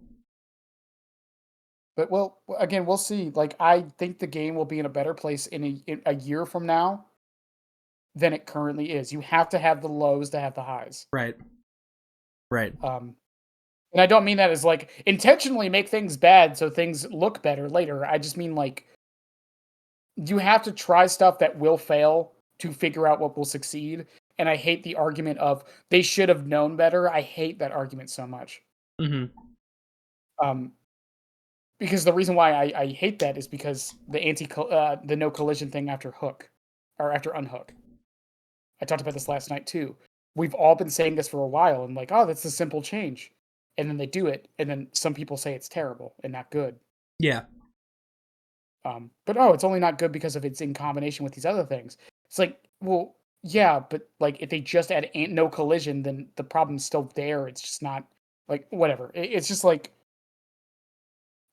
I don't know. I also think people are gonna find a way to exploit any system they add. So like, well, of course, like I can't think of an example off the top of my head, but if they added a system that perfectly, flawlessly fixed tunneling and in quotation marks, but like flawlessly fixed all these issues, there would still be a way that one side or the other can exploit it to have an unfair advantage. There is nothing you could do to stop that. I also think people are using the word punishment wrong. Yes. The survivor having a bunch of buffs so they can't be tunneled isn't punishing you for tunneling. I think it was punishing you in the first PTB. Yes. When they literally stopped you from blocking gens. Yeah, and while I think that could have maybe been adjusted a bit, I still think if they just put a timer on it, it would have been fine. Not the stopping. I think like if someone's unhooked and you hook them again within, I don't know, 60 seconds, just like Decisive Strike, Yeah. then you can't do it, I think it would have been fine. I think what they need to do is, I actually think and I don't know if I came across like this in my video, I think the survivor buffs in this past PTB are relatively fine. The issue is that Killer got literally nothing. And that won't affect me, usually, because I enjoy playing in the playing for hooks playstyle. That's fun for me. But I'm not going to pretend that that's the common way to play. Yeah, of course. It's just... change sucks. It's scary. It is, but like you need it. Again, we've all been saying, and I'm using generalistic all, but like we've all been saying the game has been stale for a long time. And behavior is trying to fix that. Right. And I understand getting mad at them. I do. But I think some of us are going a little overboard. Mm-hmm. But that's also kind of behavior's fault because it does seem like they only listen when all of us are a fucking mob about it. Yeah. So for sure. I don't know, because like we'll see. That's all I can say is we'll see. That's why I try not. That's why I haven't given really much of an opinion on the anti-tunnel stuff. It's just like I'm kind of cool with it as long as like they keep working at it. I think that's the main thing. They need to. They're gonna put this patch out, and I do think for probably a month or so, the game's gonna be like, "Oh my god, this is fucking terrible." But behavior has improved. Yeah, after 6.1. Yeah. Yeah, that's what Survivor was after 6.1. Survivor was fucking terrible for like 2 months until people figured it out. Yeah. And I do think that behavior will do right by the community. And like I've given behavior a lot of criticism over the past 2 to 3 months. I have, and I don't like doing it, but I think it's warranted. But like I say it every time, I have faith in behavior to end up doing right. But I do think right now they haven't been doing right. But I don't know. I think at the end of the day, we will look back at the anti-tunnel system as a good thing that was added to the game. Yeah, we'll see. We want time. That's all we have is time. Yeah. And we're just gonna have to wait. I'm sure we'll cover it when it comes to live. But until then, all we can really do is talk about it. And what I will say is if you genuinely do not like these changes, if you genuinely don't like the direction the game is going, and I mean this in the nicest way possible, it might be time to move on. Yeah. Yeah, I mean, if you like ASIM games, there are other ASIM games. They're just not as active. Like, again, I saw this in the TF2 community. I saw this in the League community. I saw this in the Apex community. Yeah, I stopped playing Apex because I hated the way the game was going. Exactly. It sucks. And as for content creators in general, especially for someone like me, this game has been a part of my life for like over half a decade. I started playing this game in high school. Yeah, exactly. So I get it. It's hard. It is. But like, I dropped League. I played League for over half a decade and I dropped it because I didn't like the direction the game was going. I still keep up with it, but like, I don't play it anymore. And if you do drop the game, you can always come back to it if you want to try it again, you know? Yeah. Yeah. And again, if enough people do that, behavior will redirect. That's how a business works. Yeah. I mean, it sounds mean, it sounds harsh, but they're gonna take the game the way they want to take the game. Yeah. You know? And I as much as we all shit on behavior for like making some bad decisions sometimes, it at the end of the day, it's their fucking game, you know? Yeah. I have faith. I do think I full disclaimer, I do think the game will be really fucking rough for a month or two for a lot of people. But just like it's happened before, it'll happen again, and they always fix it. Yeah, I think we're good for. I don't know. I'm glad to see where the game, or happy to see where the game goes over the next year. Yeah, I am too. I do think it's been a bad year, though. By the way, I didn't say that. No, that's the thing. I'm not saying it hasn't been a bad year. I just think we had to have this bad year for the game to be better in the future. Agreed. Yeah. It's like, it's like someone with a gambling problem, right? Like, until they do something demonstrably bad or like lose their house, they're not going to stop gambling. Right. Yeah. Shitty metaphor, but like I mean, it's right. Yeah, it's true. Uh, you have any final thoughts? No, I think that was it. Okay, you have anything you want to promote? Um, the 100-hour Springtrap video should be out in like 3 weeks. Hell yeah. Hooray! Hooray! Hooray. Straight spring in it. Yeah. Spring locking it. I stream on YouTube. I stream on YouTube 4 days a week from midnight EST to 3 a.m. most of the time, unless I'm tired. Yeah. All right, well, that was wow, we went for almost 3.5 hours. Mm-hmm. Welcome to me. Well, I hope you guys enjoyed. Stakeout should be back to a relatively normal schedule. I don't think we'll do this weekly because like there's gonna be times where we have nothing to talk about, but we'll try and do it semi often, like at least bi-weekly at the latest. We are gonna kind of adapt Bennett's styling of having guests on sometimes, but it won't be every episode. Sometimes it will just be and Bennett yapping. Okay. All right, everyone. Thank you guys for watching, and we will see you next time. Bye, everybody. Bye.